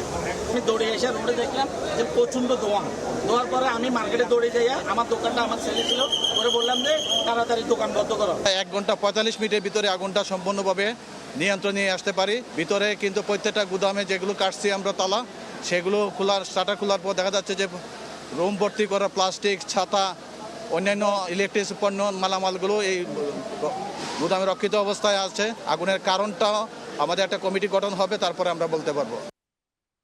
নেতিবাচক প্রভাব বিবেচনায় আমিনবাজারের 42 মেগাওয়াট বর্জ্য বিদ্যুৎ প্রকল্প বাতিলের দাবি জানিয়েছে কয়েকটি পরিবেশবাদী সংগঠন। দুপুরে রাজধানীর বাংলা মোটরে আয়োজিত যৌথ সংবাদ সম্মেলনে পরিবেশবাদী সংগঠন ক্লেইন, বেলা ও BWUGEDর নেতারা বলেন, বর্জ্য পুড়িয়ে বিদ্যুৎ উৎপাদনের প্রকল্পটির কারণে বায়ুর মান ও জনস্বাস্থ্য হুমকিতে পড়ার শঙ্কা রয়েছে। বিদ্যুৎ কেন্দ্রটি পুরো মাত্রায় চললে বিপুল পরিমাণ বিষাক্ত ও ক্ষতিকারক উপাদান ঢাকার বাতাসে মিশবে, যা ক্যান্সার, হৃদরোগ, বক্ষব্যাধি ও অ্যাজমার প্রকোপ বাড়াবে। অর্থনৈতিক দিক থেকেও প্রকল্পটি টেকসই নয় দাবি করে সংবাদ সম্মেলনে বলা হয়, আমিনবাজার বর্জ্য বিদ্যুৎ কেন্দ্রটির জন্য বছরে 424 কোটি টাকা পর্যন্ত ক্যাপাসিটি চার্জের বোঝা চাপবে।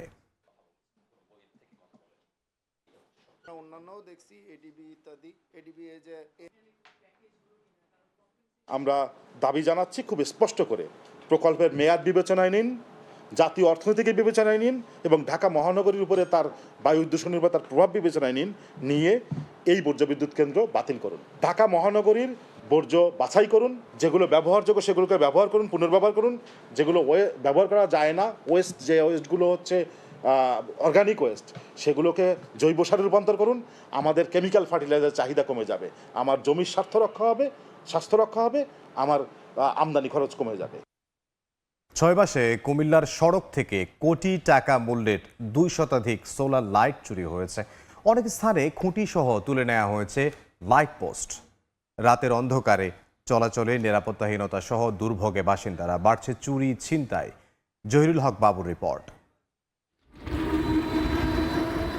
লাইটের একটি খুঁটিতে নেই বাতি, পোস্টের মাথায় সোলার প্যানেল থাকলেও প্রত্যেকটির বাতিসহ সামনের অংশ কেটে নিয়ে গেছে চোর। সড়কে রাতে চলাচল নিরাপদ করতে 2023 সালে কুমিল্লা সদরের গোলাবাড়ি থেকে টিক্কারচর পর্যন্ত প্রায় 5 কিলোমিটার সড়কে স্থাপন করা হয় খুঁটিসহ 500 সোলার লাইট। স্থানীয়দের অভিযোগ, বিগত 6 মাসে অন্তত 200 সোলার লাইট চুরি হয়েছে।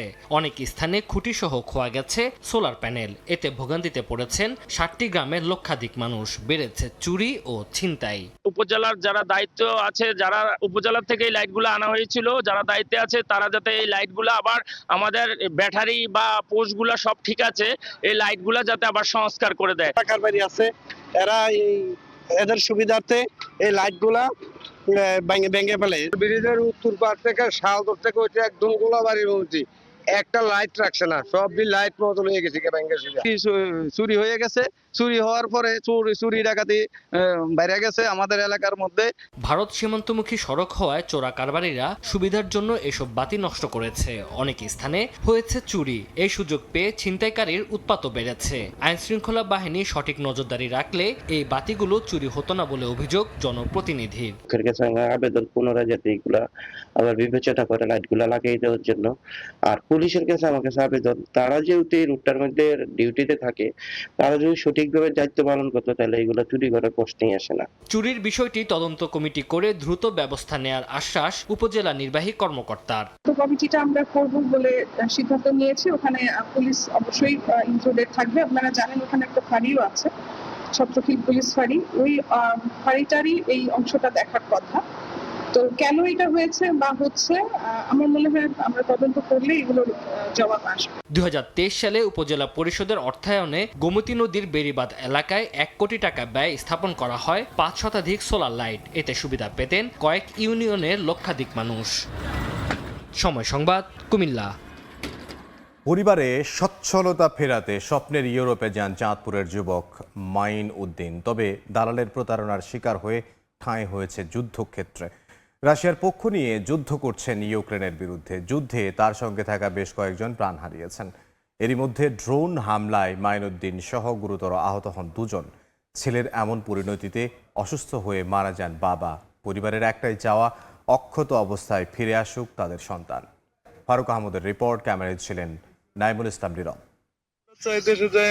আমরা মুসলিম, আমরা চাই আমাদের মৃত্যুর পর যেন জানাজা হয়। এইভাবে শিয়াল কুকুরের মতো আমরা মরতে চাই না, প্লিজ।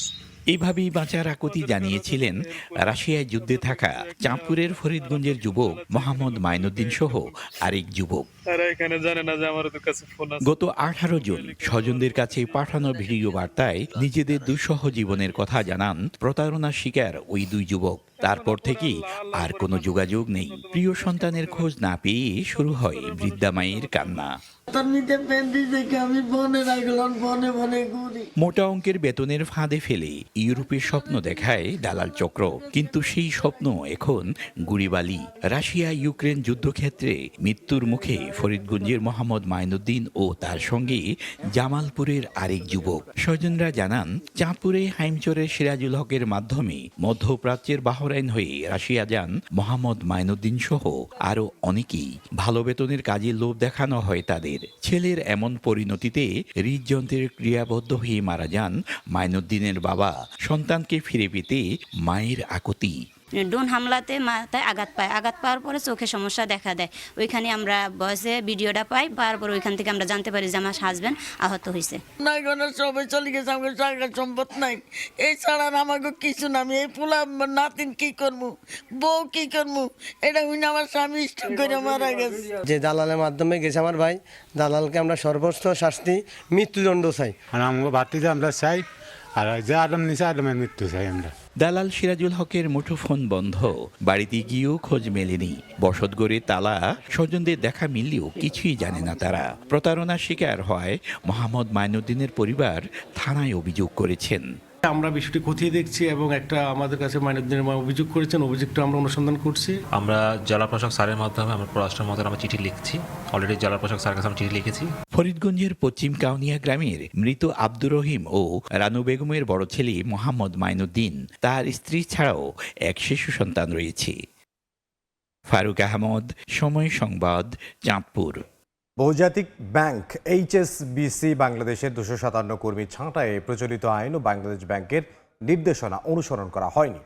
রাজধানীতে সংবাদ সম্মেলনে অভিযোগ করেন ক্ষতিগ্রস্ত কর্মকর্তারা। পুরো ছাঁটাই প্রক্রিয়া বাতিল করে দায়ীদের বিরুদ্ধে তদন্ত ও জবাবদিহিতা নিশ্চিতের দাবি জানান তারা। ব্যাংকিং কার্যক্রম পুনর্গঠনের অংশ হিসেবে রিটেল ব্যাংকিং বন্ধের সিদ্ধান্ত নেয় বহুজাতিক ব্যাংক HSBC বাংলাদেশ। ছাঁটাই করা হয় 257 কর্মকর্তাকে। বেআইনি সিদ্ধান্তের বিরুদ্ধে কথা বলতে বাংলাদেশ ব্যাংকের কাছে লিখিতভাবে এই কর্মকর্তাদের ছাঁটাই করা হয়েছে উল্লেখ করা হলেও কর্মীদের অব্যাহতি দেয়া হয় সাধারণ চাকরিচ্যুতির কাগজ দিয়ে। শনিবার রাজধানীর ইআরএফ মিলনায়তনের সংবাদ সম্মেলনে ক্ষতিগ্রস্ত কর্মকর্তারা অভিযোগ করেন, কর্মী ছাঁটাইয়ে প্রচলিত আইন ও বাংলাদেশ ব্যাংকের নির্দেশনা অনুসরণ করা হয়নি। 20 নভেম্বর 2025 তারিখে ব্যাংকটি বাংলাদেশ ব্যাংকের কাছে লিখিতভাবে আমাদের রিট্রেন্সড অফিসিয়ালস অর্থাৎ ছাঁটাইকৃত কর্মকর্তা হিসেবে স্বীকৃতি দিয়েছে। সেই কাগজের ভিত্তিতেই কেন্দ্রীয় ব্যাংকের অনুমোদনে শাখাগুলো বন্ধ হয়েছে। অন্যদিকে সেই একই ব্যাংক আমাদের কাছে এসেছে শ্রম আইনের 26 ধারার সাধারণ চাকরিচ্যুতির কাগজ নিয়ে। ফলে ছাঁটাইয়ের সকল আইনি সুরক্ষা থেকে আমরা বঞ্চিত হয়েছি। পুরো ছাঁটাই প্রক্রিয়া বাতিল করে দায়ীদের বিরুদ্ধে তদন্ত ও জবাবদিহিতা নিশ্চিতের দাবি জানান ক্ষতিগ্রস্ত কর্মকর্তারা। বাংলাদেশ ব্যাংকের নির্দেশনা অনুযায়ী কর্মীদের প্রভিডেন্ট ফান্ড সহ ক্ষতিপূরণ দেওয়ারও দাবি জানান তারা। পরিষ্কারভাবে দেখা যাচ্ছে এইচএসসি পুরো ছাঁটাই প্রক্রিয়াটি আইন না মেনে করেছে। তাই এই পুরো ছাঁটাই প্রক্রিয়াটি বাতিল করে কারা এর জন্য দায়ী তার বিচার নিশ্চিত করা হোক। অবিলম্বে অর্থবহ আলোচনার মাধ্যমে বাংলাদেশ ব্যাংকের নির্দেশনা অনুযায়ী কর্মীদের ন্যায্য সেভারেন্স ও WPPF প্রদান করুন। বাংলাদেশ ব্যাংক, শ্রম মন্ত্রণালয় ও সংশ্লিষ্ট নিয়ন্ত্রক সংস্থার হস্তক্ষেপ কামনা করে নিরপেক্ষ তদন্তের আহ্বান জানান ক্ষতিগ্রস্ত কর্মকর্তারা। চাকরি হারায়নি। অন্তরা সেন, সময় সংবাদ, ঢাকা। দেশে পরিচালন ব্যয় কমাতে লোকসানি স্থাপনাকে সুনির্দিষ্ট মানদণ্ডে আনার তাগিদ দিয়েছে investment corporation of Bangladesh ICB। সকালে FDC-তে বিপর্যস্ত অর্থনীতিকে পুনরুদ্ধারে এবারের বাজেট শীর্ষক এক ছায়া সংসদ অনুষ্ঠিত হয়। এ সময় বক্তারা বলেন, আওয়ামী লীগ শাসন আমলে মেগা প্রকল্পের মাধ্যমে লুণ্ঠনের অর্থনীতি গড়ে তোলা হয়েছিল। তাই বিনিয়োগকারীদের আস্থা ফেরাতে গ্যাস, বিদ্যুৎ ও জ্বালানি নিরাপত্তা সহ অবকাঠামোগত সুবিধা নিশ্চিতে জোর দেন বক্তারা।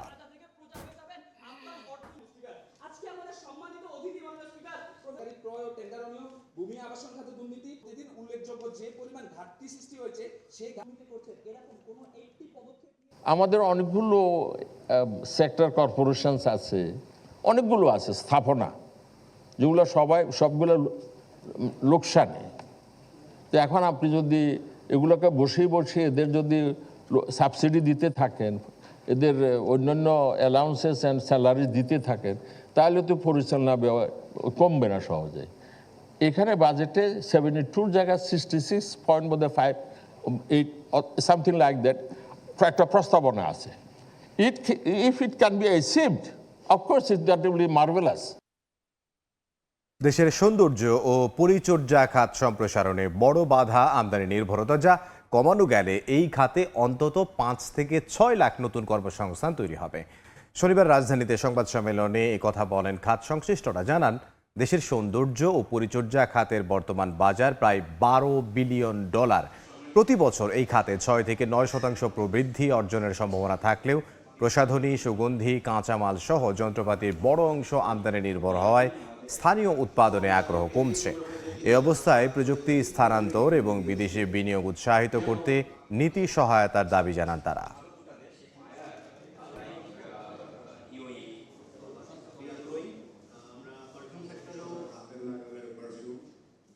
বাংলাদেশের বিউটি ইন্ডাস্ট্রি একটি বড় অংশ এখনো আমদানি নির্ভর, আনুমানিক আকার 10 থেকে 12 বিলিয়ন মার্কিন ডলার। বাংলাদেশ যদি আমদানি নির্ভর বাজার থেকে উৎপাদন ভিত্তিক শিল্প অর্থনীতিতে রূপান্তর ঘটতে পারে, তাহলে আগামী দশকে এই খাতেই অতিরিক্ত 5 থেকে 8 লক্ষ নতুন কর্মসংস্থান সৃষ্টি হবে।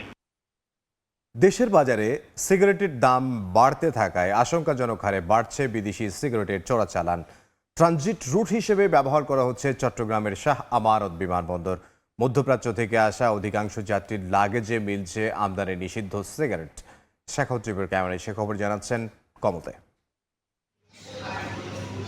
চট্টগ্রাম শাহ আমানত বিমানবন্দরে মধ্যপ্রাচ্য থেকে ফ্লাইট অবতরণ মানে এখন বিপুল পরিমাণ আমদানি নিষিদ্ধ সিগারেট জব্দ।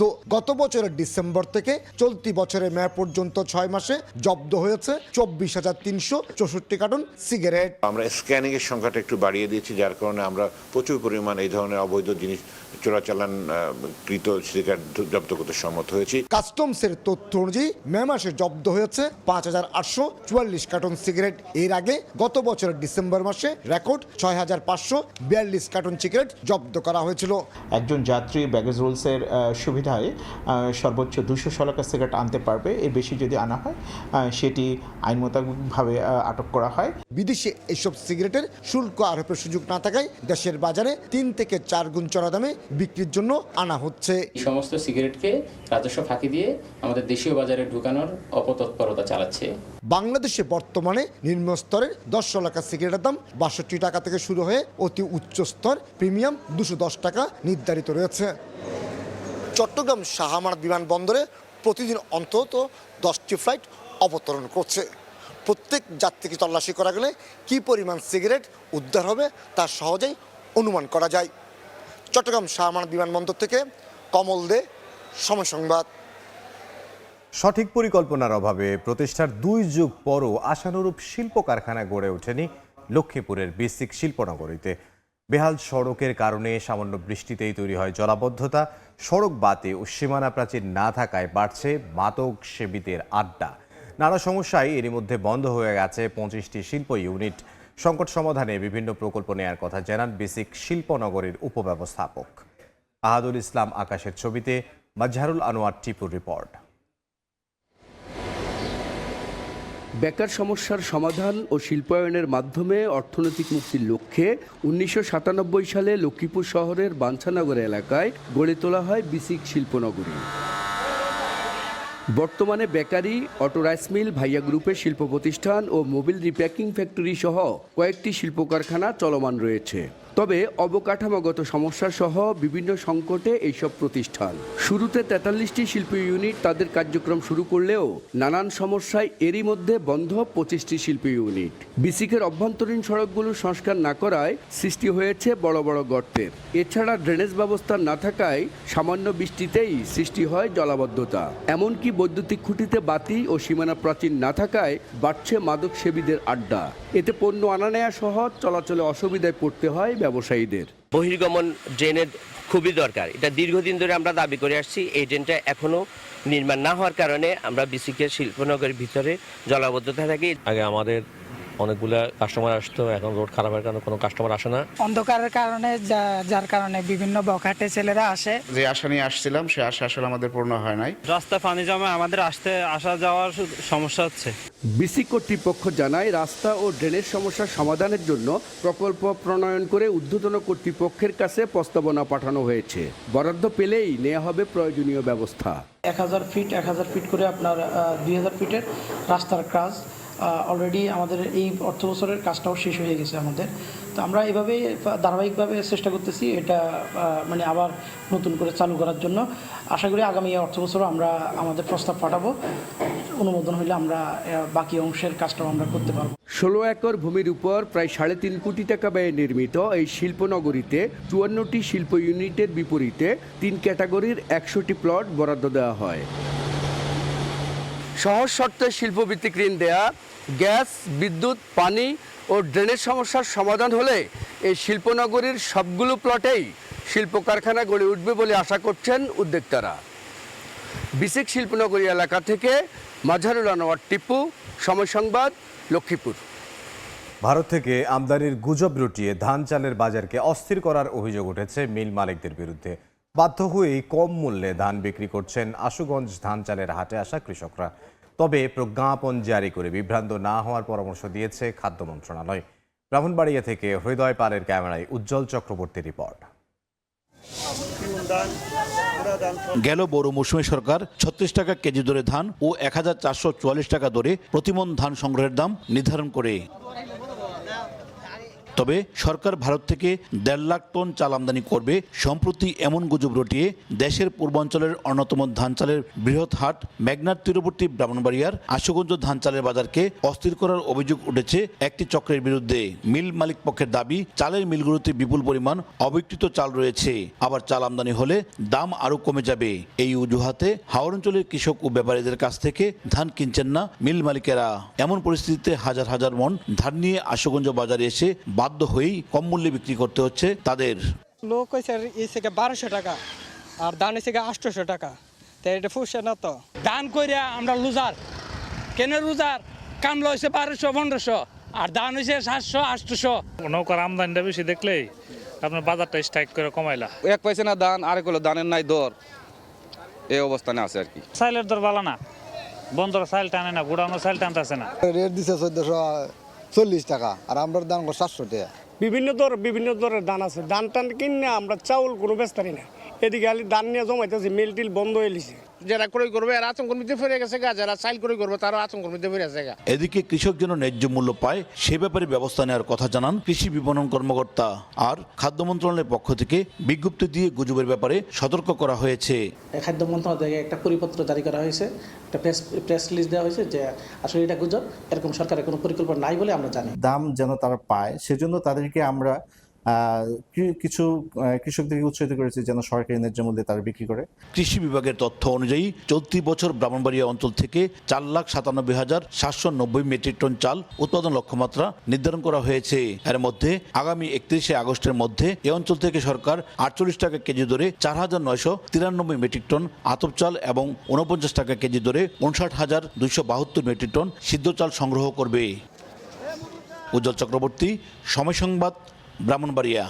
কক্সবাজারের 120 কিলোমিটার দীর্ঘ সৈকতের মাত্র 2 কিলোমিটার এলাকায় রয়েছে লাইফগার্ড সেবা।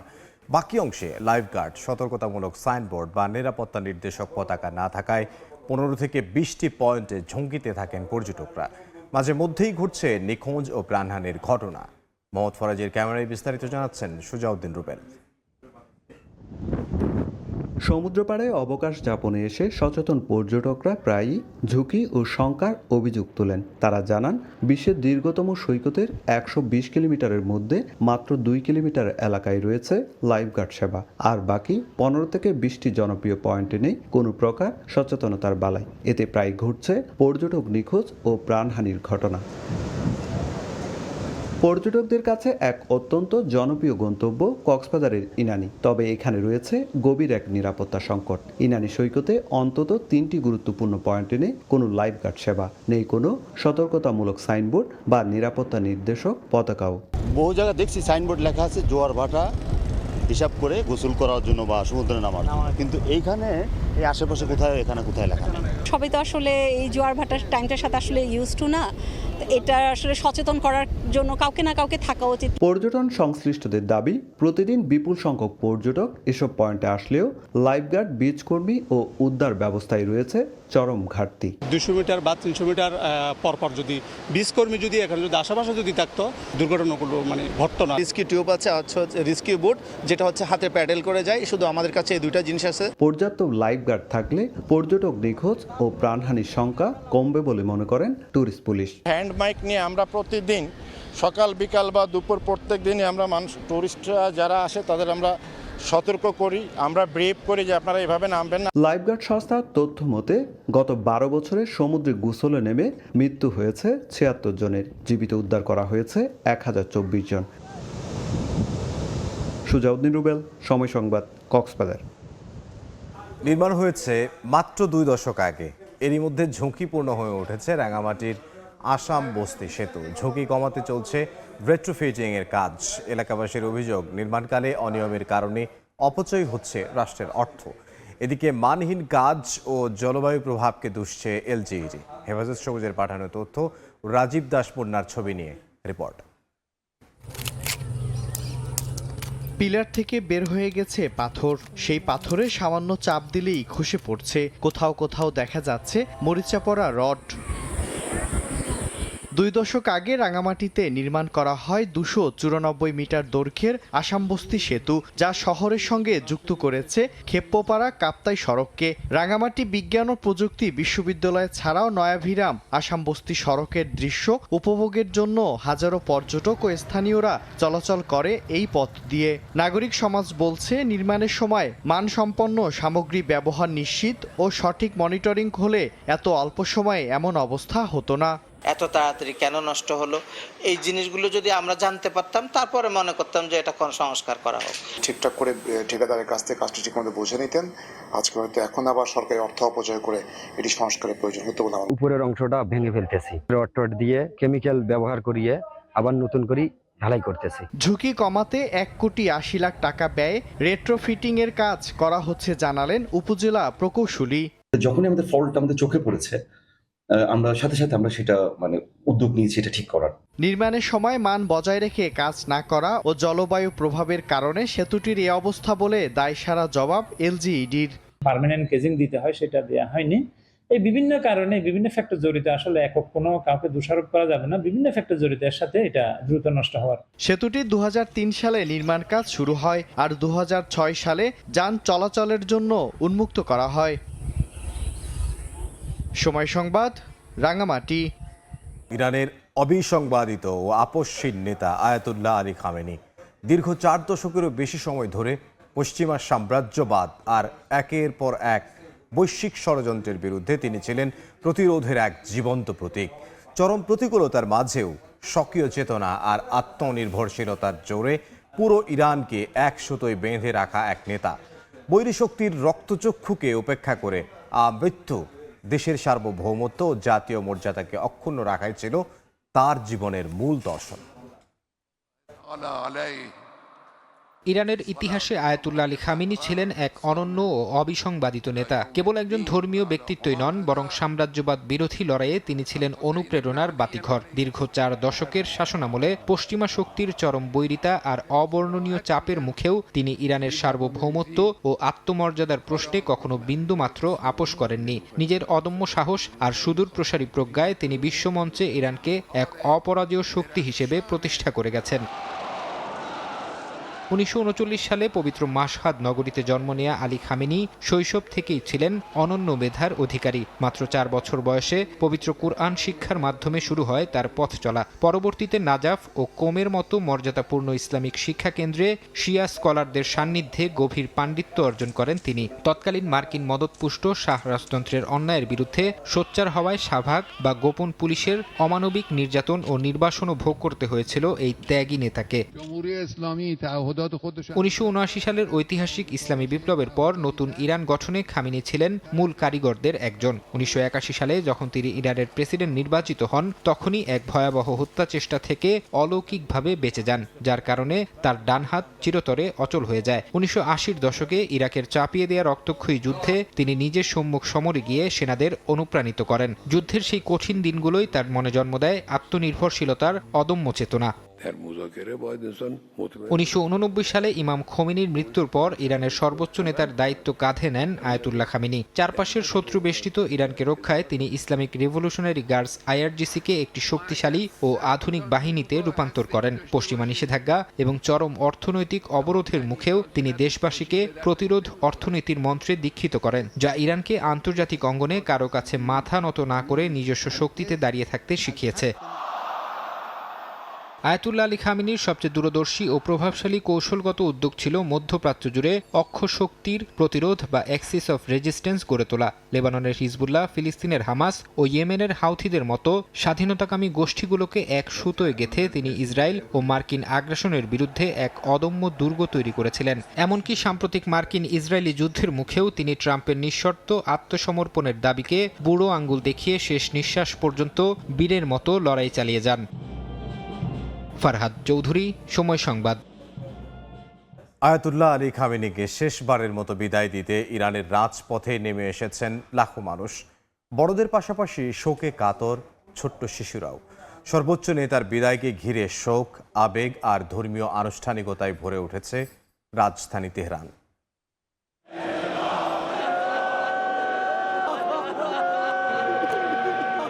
হাহাকার, কান্নার শোকে ভারী তেহরান। প্রিয় নেতার বিদায়ে রক্তক্ষরণ লাখো কোটি ইরানির। শনিবার ইমাম খোমেনি গ্র্যান্ড মোসাল্লা পরিণত হয় এক বিশাল শোকের ময়দানে। কোথাও নীরব অশ্রু, কোথাও বুক চাপড়ে মাতম।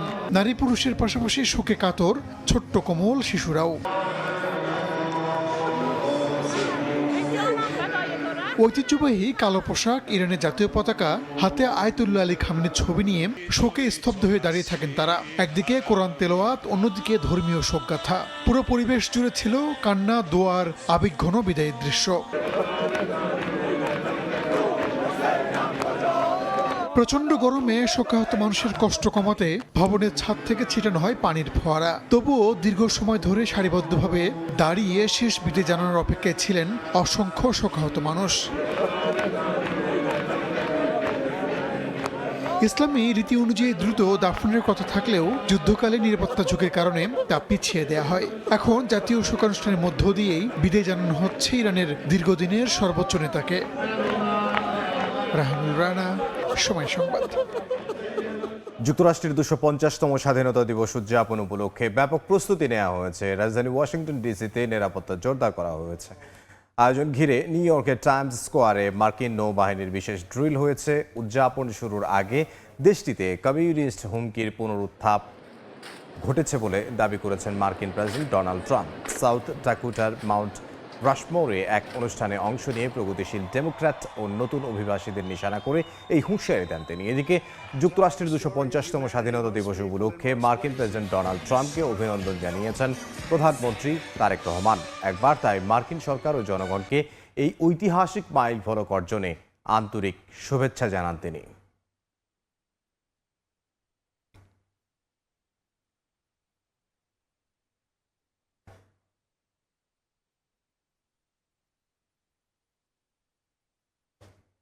ইউরোপ জুড়ে প্রাণঘাতী হয়ে উঠেছে রেকর্ড গড়া দাবদাহ। ফ্রান্স, স্পেন, বেলজিয়াম ও নেদারল্যান্ডসে স্বাভাবিক সময়ের তুলনায় 4000-এর বেশি মানুষের মৃত্যু হয়েছে। তীব্র গরমের প্রভাব পড়েছে যুক্তরাষ্ট্রের 250তম স্বাধীনতা দিবসের আয়োজনেও। এরই মধ্যে ফ্রান্স ও যুক্তরাষ্ট্রের কয়েকটি স্থানে ছড়িয়ে পড়েছে দাবানল। রেকর্ড ভাঙা তাপমাত্রায় বিপর্যস্ত ইউরোপের একাধিক দেশ। অসহনীয় গরমে এরই মধ্যে ফ্রান্স, স্পেন, বেলজিয়াম ও নেদারল্যান্ডসে প্রাণহানির সংখ্যা 4000 ছাড়িয়েছে। সবচেয়ে বেশি মৃত্যুর খবর পাওয়া গেছে ফ্রান্সে। এক সপ্তাহেই 2000-এর বেশি মানুষের মৃত্যুর তথ্য দিয়েছে দেশটির স্বাস্থ্য কর্তৃপক্ষ। একই সময়ে প্যারিস সহ ফ্রান্সের বিভিন্ন অঞ্চলে তাপমাত্রা 40 ডিগ্রি সেলসিয়াস ছাড়িয়ে যেতে দেখা যায়, যা প্রায় 8 দশকের মধ্যে জুন মাসের সর্বোচ্চ তাপমাত্রার রেকর্ড। স্পেনে জুন মাসেই তাপজনিত কারণে প্রাণ হারিয়েছেন 1000-এর বেশি মানুষ। বেলজিয়ামে অতিরিক্ত মৃত্যু ছাড়িয়েছে 1000। নেদারল্যান্ডসেও বাড়ছে প্রাণহানির ঘটনা। নতুন তাপপ্রবাহের সতর্কতা জারি করেছে যুক্তরাজ্য। ইউরোপের পাশাপাশি তীব্র গরমে বিপর্যস্ত যুক্তরাষ্ট্র। চলমান তাপপ্রবাহে দেশটির 250তম স্বাধীনতা দিবসের উদযাপনে বড় ধরনের প্রভাব ফেলেছে। ওয়াশিংটনে গ্রেট আমেরিকান স্টেট ফেয়ার সাময়িকভাবে বন্ধ রাখার পাশাপাশি ফিলাডেলফিয়ায় বাতিল করা হয়েছে স্বাধীনতা দিবসের কুচকাওয়াজ। কয়েকটি অঙ্গরাজ্যে স্বাস্থ্য সতর্কতা জারি করেছে সংশ্লিষ্ট কর্তৃপক্ষ। এমন পরিস্থিতিতে প্রশান্ত মহাসাগরে শক্তিশালী এল নিনো দ্রুত গড়ে উঠছে উল্লেখ করে 2027 সাল পর্যন্ত বৈশ্বিক তাপমাত্রা আরও বাড়তে পারে বলে সতর্ক করেছে বিশ্ব আবহাওয়া সংস্থা। এর প্রভাবে বিশ্বের বিভিন্ন অঞ্চলে তাপপ্রবাহ, খরা, ভারী বৃষ্টি ও অন্যান্য চরম আবহাওয়ার ঘটনা আরও ঘন ঘন ঘটবে বলে পূর্বাভাস দিয়েছে সংস্থাটি। নাসরিন রুমি, সময় সংবাদ। চারিদিকে ছিল গুঞ্জন, জল্পনা আর অপেক্ষা। শেষ পর্যন্ত সব জল্পনার অবসান ঘটিয়ে বিবাহ বন্ধনে আবদ্ধ হলেন বিশ্বখ্যাত পপ তারকা টেইলর সুইফট ও NFL তারকা ট্রাভিস কেলসি। নিউ ইয়র্কে তারকাখচিত আয়োজনে বসে এই বহুল আলোচিত বিয়ের অনুষ্ঠান। প্রায় 3 বছরের প্রেমের সম্পর্কের পর অবশেষে এক হলেন পপ সুপারস্টার টেইলর সুইফট ও NFL তারকা ট্রাভিস কেলসি। শুক্রবার নিউ ইয়র্কের ম্যাডিসন স্কোয়ার গার্ডেনে অনুষ্ঠিত হয় তাদের বিয়ের অনুষ্ঠান। শুরু থেকেই অনুষ্ঠান ঘিরে ছিল কড়া নিরাপত্তা। ভেন্যুর চারপাশে ব্যারিকেড, গণমাধ্যমের ভিড় এবং গোপনীয়তা বজায় রাখতে নেওয়া বিশেষ ব্যবস্থায় স্পষ্ট হয়ে ওঠে বিশেষ কিছু ঘটতে চলেছে। বিয়ের খবর আনুষ্ঠানিকভাবে নিশ্চিত হওয়ার আগেই ভেন্যুর বাইরে জড়ো হন হাজারো ভক্ত, যাদের অনেকেই পরিচিত সুইফটিজ নামে। কেউ হাতে বন্ধুত্বের ব্রেসলেট, কেউ আবার ঘন্টার পর ঘন্টা অপেক্ষা করেছেন প্রিয় তারকাকে এক ঝলক দেখার আশায়। এমনকি এক ভক্ত টানা 1 লাখ বার টেইলর সুইফট নাম উচ্চারণের লক্ষ্য নিয়ে লাইভ স্ট্রিমও করেন। আরেকজন ফ্যাশন বিশেষজ্ঞ জানান, তার ধারণা ছিল টেইলর হয়তো নিজের পরিচিত স্টার এগ ধাঁচের রঙের পোশাকই বেছে নেবেন। তারকাখচিত এই অনুষ্ঠানে উপস্থিত ছিলেন সঙ্গীতশিল্পী এড শিরান, অভিনেত্রী জেনিফার লোপেজ, অভিনেতা হিউ গ্রান্ট, ইথান হক, টেড ল্যাসো তারকা জেসন সুদেইকিস, সাবেক ফুটবলার অ্যাবি ওয়ামবাক সহ ক্রীড়া ও বিনোদন জগতের বহু পরিচিত মুখ। ট্রাভিস কেলসির সতীর্থদেরও অনুষ্ঠানে যোগ দিতে দেখা যায়। দম্পতির মুখপাত্র জানিয়েছেন বিয়ের অনুষ্ঠানে প্রচলিত অর্থে কোনো ব্রাইডসমেইড বা গ্রুমসম্যান ছিল না। টেইলরের ম্যান অব অনার ছিলেন তার ভাই অস্টিন সুইফট এবং ট্রাভিসের বেস্ট ম্যান ছিলেন তার ভাই জেসন কেলসি। দুই পরিবারের সদস্যদের উপস্থিতিতে অনুষ্ঠানের দায়িত্ব পালন করেন তাদের বন্ধু হলিউড অভিনেতা অ্যাডাম স্যান্ডলার। বহুদিনের জল্পনার অবসান ঘটিয়ে এই বিয়ে এখন বিশ্বজুড়ে ভক্তদের আলোচনার কেন্দ্রে। রাইসা জান্নাত, সময় সংবাদ। আবারও ফিফা বিশ্বকাপের খবর জানাবো। বিশ্বকাপের শেষ ষোলোতে মেক্সিকোর থেকেও ইংল্যান্ডের জন্য বড় প্রতিপক্ষ স্বাগতিক সমর্থকরা। দুদিন আগে ম্যাচ ভেন্যু আজতেকায় পৌঁছে দুয়োধ্বনি শুনে হোটেলে ঢুকলো ইংলিশরা। সামনে আরও কঠিন সময় অপেক্ষা করছে থ্রি লায়ন্সদের জন্য। তবে ম্যাচ নির্ধারিত সময়ে মাঠে গড়াতে যাচ্ছে বলে দাবি ইংলিশ গণমাধ্যমগুলোর। যেমনটি হওয়ার কথা ছিল তেমনটি হলো ইংল্যান্ড ফুটবল দলের সঙ্গে। মেক্সিকোতে পা রাখতেই বাজে অভিজ্ঞতার সাক্ষী হলো ইংলিশরা। বিমানবন্দরের পর রাস্তা থেকে স্বাগতিক সমর্থকদের দুয়োধ্বনি শুনে হোটেলে পৌঁছাতে হয়েছে কেন বেলিংহামদের। রাউন্ড অফ 16-এ স্বাগতিক মেক্সিকোর মুখোমুখি হবে ইংল্যান্ড। ফিফার নিয়ম অনুযায়ী ম্যাচের দুদিন আগে ভেন্যুতে পৌঁছাতে হয় দলগুলোকে। এই নিয়ম মেনেই আজতেকায় পা রাখতেই প্রতিকূলতার মধ্যে পড়তে হয় থ্রি লায়ন্সদের। বিশ্বকাপে মেক্সিকোর থেকেও কঠিন প্রতিপক্ষ এখন স্বাগতিক দেশটির সমর্থকরা। রাউন্ড অফ 32-তে ইকুয়েডরের সঙ্গে মাঠে লড়েছে রাউল জেমিনিজরা। তার আগে মাঠের বাইরে ইকুয়েডরের দলের সঙ্গে লড়েছে ত্রিকালারের সমর্থকরা। লাতিন দেশটির হোটেলের বাইরে লাউড স্পিকারে গান, ড্রাম বাজানো, উচ্চ শব্দের গাড়ির হর্ন বাজিয়ে ফুটবলারদের ঘুম নষ্ট করেন তারা। মেক্সিকোর উগ্র সমর্থকদের কথা আগে থেকেই অবগত ছিল ইংল্যান্ড দল, তাই তো তারা কোন হোটেলে উঠবেন সেটা যেন গোপন রাখা হয়। ফিফার কাছে এই অনুরোধ করেছিল সাবেক বিশ্ব চ্যাম্পিয়নরা, কিন্তু দ্য ফুটবল অ্যাসোসিয়েশনের আবেদন আমলে নেয়নি ফুটবলের নিয়ন্ত্রক সংস্থা। তবে থ্রি লায়ন্সদের হোটেলের বাইরে দেওয়া হয়েছে কঠোর নিরাপত্তা। মেক্সিকান সমর্থকরা যাতে ইংলিশ ফুটবলারদের বিরক্ত করতে না পারে সেজন্য সতর্ক আছেন আয়োজক দেশটি। এই ম্যাচের আগে চিন্তার কারণ হয়ে দাঁড়িয়েছে মেক্সিকো সিটির আবহাওয়া। ম্যাচের আগে প্রবল বৃষ্টি ও বজ্রপাতের শঙ্কা থাকায় নির্ধারিত সময়ের 6 ঘন্টা এগিয়ে নিয়ে আসার গুঞ্জন শোনা যাচ্ছিল। তবে পূর্ব নির্ধারিত সময়ে মাঠে খেলা গড়াতে চায় আয়োজক মেক্সিকো, আর তাতেই নাকি ম্যাচের সময় পরিবর্তনের সিদ্ধান্ত থেকে সরে এসেছে ফিফা। নির্ধারিত সময়ে ম্যাচ মাঠে গড়াতে যাচ্ছে বলে একাধিক ইংলিশ গণমাধ্যম নিশ্চিত করেছে। জিহাদ আল হাসান, সময় সংবাদ। মেক্সিকো সিটিতে জয় উদযাপনে 4 জনের মৃত্যুর পর নড়ে চড়ে বসেছে দেশটার সরকার। তদন্তের পাশাপাশি ইংল্যান্ড ম্যাচের আগে নেওয়া হচ্ছে নানান উদ্যোগ। এবার সমর্থকদের নিয়ন্ত্রণহীন মদ্যপান থেকে বিরত থাকার নির্দেশ দিলেন প্রেসিডেন্ট ক্লাউডিয়া শেইনবাউম। ইংল্যান্ডকেও হারাবে তার দল এমন আত্মবিশ্বাস থেকে উদযাপনে দায়িত্বশীল হবার পরামর্শ তার। ইকুয়েডর ম্যাচের পর জয়ের আনন্দ রূপ নেয় বিষাদে। মেক্সিকো সিটিতে নিহত 4, যে ঘটনায় তদন্ত শুরু করেছে দেশটার সরকার। ইংল্যান্ড ম্যাচের আগে নেওয়া হচ্ছে বাড়তি সতর্কতা। আজতেকায় বধ হবে থ্রি লায়ন্স। আত্মবিশ্বাসী খোদ মেক্সিকো প্রেসিডেন্ট ক্লাউদিয়া শেইনবাউম দলের জয় উদযাপনে দিয়েছেন নির্দেশনাও। সমর্থকদের পরামর্শ ভিড় এড়ানোর। আগামী রোববার জয় উদযাপনে আমাদের দায়িত্বশীল হতে হবে, কারণ ম্যাচটা আমরাই জিতব। বেশি ভিড়ের জায়গাগুলো এড়িয়ে যাব। মেক্সিকো সিটিতে অনেক জায়গা আছে খেলা দেখার। আরও একটা পরামর্শ মেক্সিকো প্রেসিডেন্টের, জয়ের উদযাপনে যেন না করা হয় অতিরিক্ত মদ্যপান। এমনিতেই মেক্সিকানরা আমোদে, বিষয়টা ফুটবল হলে সে পাগলামি ছাড়িয়ে যায় সকল ধরনের মাত্রা। অ্যালকোহলের অপব্যবহার এড়াতে হবে, কারণ যখনই মাত্রাতিরিক্ত মদ্যপান করা হয় তখনই ঝামেলার জন্মায়, ভায়োলেন্সের সূত্রপাত ঘটে। তাই যারা যারা দলের জয় উদযাপন করবে তাদের সীমিত আকারে মদ্যপান করতে হবে এবং দায়িত্বশীল হতে হবে। তবে সম্ভাবনা কম নিজেদের প্রেসিডেন্টের নির্দেশনা মানবে মেক্সিকানরা। ফুটবল নিয়ে তাদের পাগলামো অন্য পর্যায়ের। লম্বা সময় পর যখন মিলেছে আয়োজক সত্ত্ব, তখন তাদেরকে আটকায়। যদিও ইংল্যান্ড ম্যাচ নিয়ে মেক্সিকো প্রেসিডেন্টের আত্মবিশ্বাস খুব একটা আকাশ কুসুম চিন্তা নয়। ঘরের মাঠে ভয়ঙ্কর মেক্সিকানরা। আজতেকায় তাদের রেকর্ড আরও শক্ত।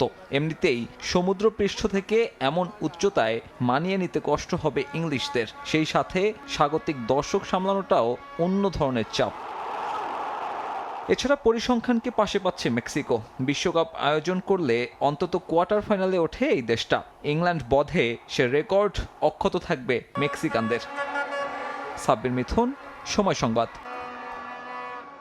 অতিরিক্ত সময়ের গোলে শেষ 16তে আর্জেন্টিনা বিশ্ব চ্যাম্পিয়নদের চোখে চোখ রেখে লড়াই করেছে কেপ ভার্দে। আর্জেন্টিনার জয়ের আনন্দে ফেটে পড়ে মায়ামির দর্শকরা। স্টেডিয়ামে বসে শ্বাসরুদ্ধকর ম্যাচের সাক্ষী হতে পেরে উচ্ছ্বাসে ভাসছেন তারা। বিস্তারিত জানাচ্ছেন সাজিদ মুস্তাহিদ।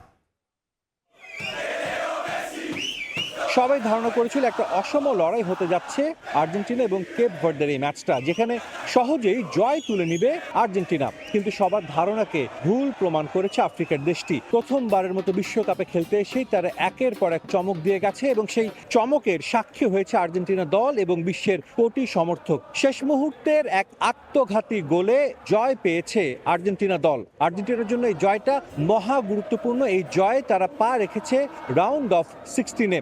আজকে মেসির পারফরম্যান্স, তারপর কেপ ভার্দের পারফরম্যান্স অসাধারণ। We very scared. I was crying. I was happy. Cabo Verde was perfect. It was perfect. Yes, it was crazy. I was crying. The underdog, but they outperformed so well. প্রথমবারের মতো বিশ্বকাপ খেলতে এসেছিল Cape Verde. তাদের দল নিয়ে সমর্থকদের খুব একটা উচ্চাসা ছিল না। ম্যাচের আগে সমর্থকদের সঙ্গে কথা হয়েছিল, তারা চেয়েছিলেন একটা ভালো ম্যাচ দেখতে, কিন্তু শেষ পর্যন্ত আর্জেন্টিনার কঠিন পরীক্ষা নিয়েছে কেপ ভার্দে।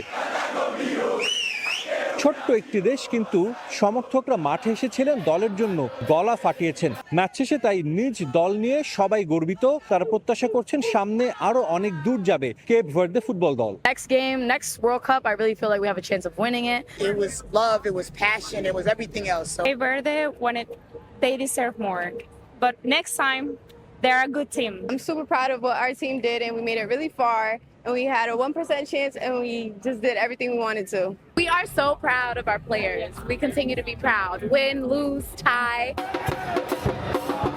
রাউন্ড অফ 16 নিশ্চিত হয়ে গেছে আর্জেন্টিনার। বিশ্বকাপ শিরোপা ধরে রাখার পথে আরও এক ধাপ এগিয়ে গেছে আলবিসেলেস্তেরা। রাউন্ড অফ 16-এ তাদের প্রতিপক্ষ ইজিপ্ট, আরও একটা আফ্রিকান প্রতিপক্ষ।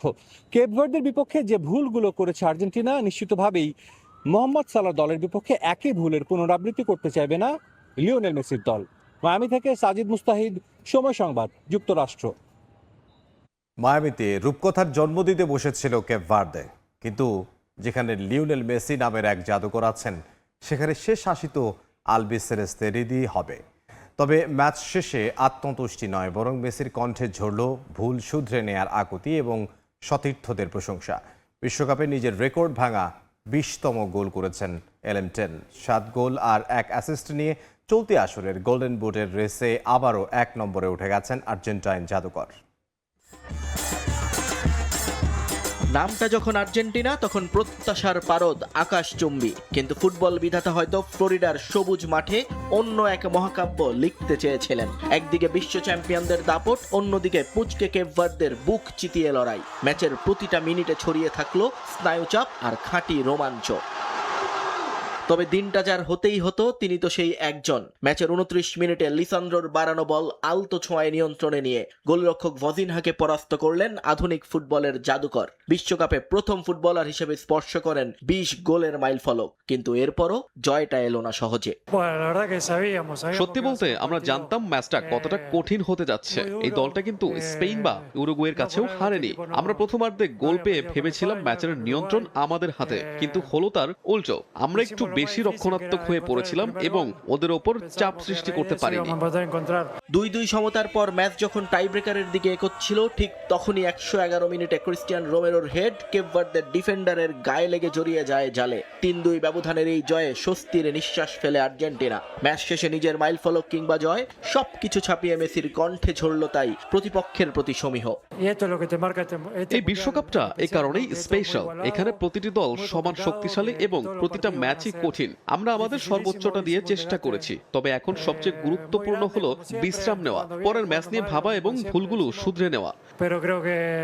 গোল করা যদি মেসির অভ্যাস হয়, তাহলে এই ম্যাচে আর্জেন্টিনাকে টেনে গোলার কৃতিত্ব ডিফেন্ডারদের। লিসান্দ্রো মার্টিনেজ কিংবা ক্রিস্টিয়ান রোমেরোরা যে শুধু গোল ঠেকানোতেই পারদর্শী নন, ডেড বল বা সেট পিস থেকে দলের জয়েও ভূমিকা রাখতে পারেন, তা আরও একবার প্রমাণিত। অধিনায়কও ফুল মার্ক দিলেন সতীর্থদের। আজ সেট পিস আমাদের খুব সাহায্য করেছে। আমাদের দলে বাতাসে ভেসে আসা বল লুফে নেওয়ার মতো দারুণ কিছু ফুটবলার আছে, শুধু কুতি বা লিচাই নয়, ম্যাকঅ্যালিস্টারও আছে। এই টুর্নামেন্টে রক্ষণ এবং আক্রমণ দুদিক থেকেই শক্তিশালী হওয়াটা ভীষণ জরুরি। কেপ ভার্দের রূপকথা থামিয়ে দিয়ে আর্জেন্টিনার পরের গন্তব্য এখন আটালান্টায়, যেখানে তাদের জন্য অপেক্ষা করছে মোহাম্মদ সালার মিশর। নিয়ন মোহাইমিন, সময় সংবাদ। শেষ হলো এক রূপকথার অধ্যায়, যেখানে ছিল গর্ব, তৃপ্তি আর নিজের দেশের জন্য সর্বস্ব উজাড় করে দেওয়ার এক অনন্য অনুভূতি। আটলান্টিক মহাসাগরের বুকে ছোট্ট একটা দ্বীপ কেপ ভার্দে প্রমাণ করে গেল বিশ্বকাপের সবচেয়ে সুন্দর গল্পগুলো সবসময় শিরোপা জেতা দলই লিখে না, কখনো কখনো কোটি মানুষের হৃদয় জয় করা ছোট্ট দলগুলোর গল্পই হয়ে ওঠে সবচেয়ে বড় অনুপ্রেরণার। রেফারির শেষ বাঁশি, আর তাতেই সমাপ্তি ঘটল আটলান্টিক মহাসাগরের বুক থেকে উঠে আসা ছোট্ট একটা দ্বীপরাষ্ট্রের বিশ্বকাপ যাত্রা। স্কোরবোর্ড তখন বলছিল আর্জেন্টিনার কাছে ৩-২ গোলে হেরেছে কেপ ভার্দে, কিন্তু স্কোর লাইনে এগিয়ে থাকলেই কি আর সবসময় জেতা হয়? রাউন্ড অফ 32-তে আকাশী নীলদের কাছে হেরেছে ঠিকই, কিন্তু বিশ্বকাপ থেকে মাথা উঁচু করেই বিদায় নিয়েছে ছোট্ট দ্বীপরাষ্ট্র কেপ ভার্দে। বিশ্বকাপ শুরুর আগে ঠিক কতজন মানুষই বা চিনতেন এই কেপ ভার্দেকে? আফ্রিকার পশ্চিম উপকূলের ছোট্ট এই দ্বীপরাষ্ট্রের জনসংখ্যাও অনেক দেশের একটি শহরের সমানও নয়, অথচ ফুটবলের ওই সবুজ গালিচায় তারা দেখিয়ে গেল স্বপ্নের কোনো আয়তন হয় না। সাহস আর বিশ্বাস থাকলে ছোটরাও বড়দের চোখে চোখ রেখে লড়াই করতে পারে। বর্তমান বিশ্ব চ্যাম্পিয়ন আর্জেন্টিনার বিপক্ষে শেষ পর্যন্ত হারতে হলেও মাঠে দারুণ লড়াই করেছে কেপ ভার্দে। ফলাফল তাদের পক্ষে না গেলেও দলের পারফরম্যান্সে সন্তুষ্ট দলটির কোচ। আমার খেলোয়াড়রা যা করেছে তার জন্য আমি গর্বিত। তারা বেশ সাহসের সঙ্গে খেলেছে। আমাদের প্রতিপক্ষ আর্জেন্টিনার কথাও বলতে চাই, তারা প্রমাণ করেছে কেন তারা বিশ্ব চ্যাম্পিয়ন। আমাদের দলও দেখিয়েছে যে এই ম্যাচটিতে ভালো করার জন্য তারা কতটা দৃঢ় প্রতিজ্ঞ ছিল। আমরা নিজেদের সেরাটা দিয়েছি। বিশ্বকাপে প্রথমবার খেলতে এসে বড় দলগুলোর যেভাবে পরীক্ষা নিল কেপ ভার্দে, তাতে অবশ্য কোচের গর্ব করারই কথা। এই টুর্নামেন্টে আমরা যা করেছি তা নিয়ে আমি অত্যন্ত গর্বিত। আমি আগে অনেকবার বলেছি, কেবল খেলাটাই মুখ্য ছিল না, এর মাধ্যমে আমরা নিজেদের পরিচয় তুলে ধরতে চেয়েছি। পুরো টুর্নামেন্টে আমরা বিশ্বের সেরা দলগুলোর বিপক্ষে খেলতে চেয়েছি। আমরা আমাদের দল নিয়ে কেবল আনন্দিত ও গর্বিতই হতে পারি। প্রথমবার বিশ্বকাপে অংশ নিয়ে গ্রুপ পর্বেই চমকে দিয়েছে সাবেক দুই বিশ্ব চ্যাম্পিয়ন স্পেন ও উরুগুয়েকে। গ্রুপ পর্বে কোনো ম্যাচ হারেনি, সবগুলো ড্র করেই রাউন্ড অফ 32-তে জায়গা করে নেয় কেপ ভার্দে। নকআউট পর্বে তাদের সামনে ছিল ডিফেন্ডিং চ্যাম্পিয়ন আর্জেন্টিনা। মেসির দলকে এতটুকু ছাড় তো দূরের কথা, পুরো ম্যাচে রীতিমতো বুক চিতিয়ে লড়াই করেছে কেপ ভার্দে। আলবিসেলেস্তেদের সব আক্রমণ একাই নস্যাৎ করে দিয়েছেন গোলকিপার ভোজিনিয়া, ঠেকিয়ে দিয়েছেন তাদের 8টি শট। টুর্নামেন্ট জুড়েই কেপ ভার্দের সবচেয়ে বড় ভরসার নাম ছিল গোলকিপার ভোজিনিয়া। গোলপোস্টের নিচে হয়ে উঠেছিলেন চীনের প্রাচীর, সেখানেই আটকে গেছে স্পেন উরুগুয়ের মতো দল। সবশেষ ডিফেন্ডিং চ্যাম্পিয়ন আর্জেন্টিনার বিপক্ষেও লড়াই করেছে শেষ মুহূর্ত পর্যন্ত। কেপ ভার্দের দুর্গ ভাঙতে রীতিমতো হিমশিম খেতে হয়েছে মেসিদের। রূপকথার শেষটা হয়তো সুখের হলো না, কিন্তু কেপ ভার্দে এমন এক গল্প লিখে গেল যা স্কোর লাইনের গণ্ডি পেরিয়ে যাবে বহুদূর। এই বিশ্বকাপ তাদের শিখিয়েছে অসম্ভব বলে কিছু নেই। স্বপ্ন দেখার সাহস থাকলে একদিন সেই স্বপ্ন ইতিহাসও হয়ে উঠতে পারে। আহমেদ হৃদয়, সময় সংবাদ। এ পর্যায়ে শীর্ষ সংবাদগুলো জানিয়ে দিচ্ছি আরও একবার। জুলাই অভ্যুত্থান একক দল বা ব্যক্তির নয়, গণতন্ত্রকামী সব মানুষের অর্জন। শহীদ স্মরণ অনুষ্ঠানে প্রধানমন্ত্রী বিচারের নামে যেন অবিচার না হয় সতর্ক থাকার আহ্বান।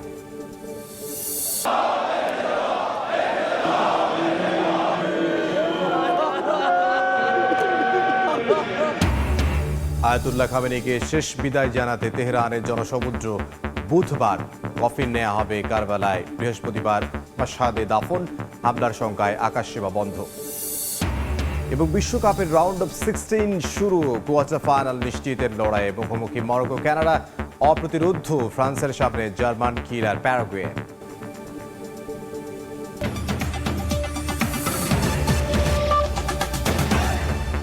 এছাড়া সময় সংবাদে বিশ্বকাপ ফুটবলের মহাযজ্ঞ সরাসরি সম্প্রচার করছে সময় টেলিভিশন। দেখতে চোখ রাখুন সময়ের পর্দায়। এরপর প্রবাসের সময় নিয়ে আসছি কিছুক্ষণ পর, সঙ্গে থাকুন সময়।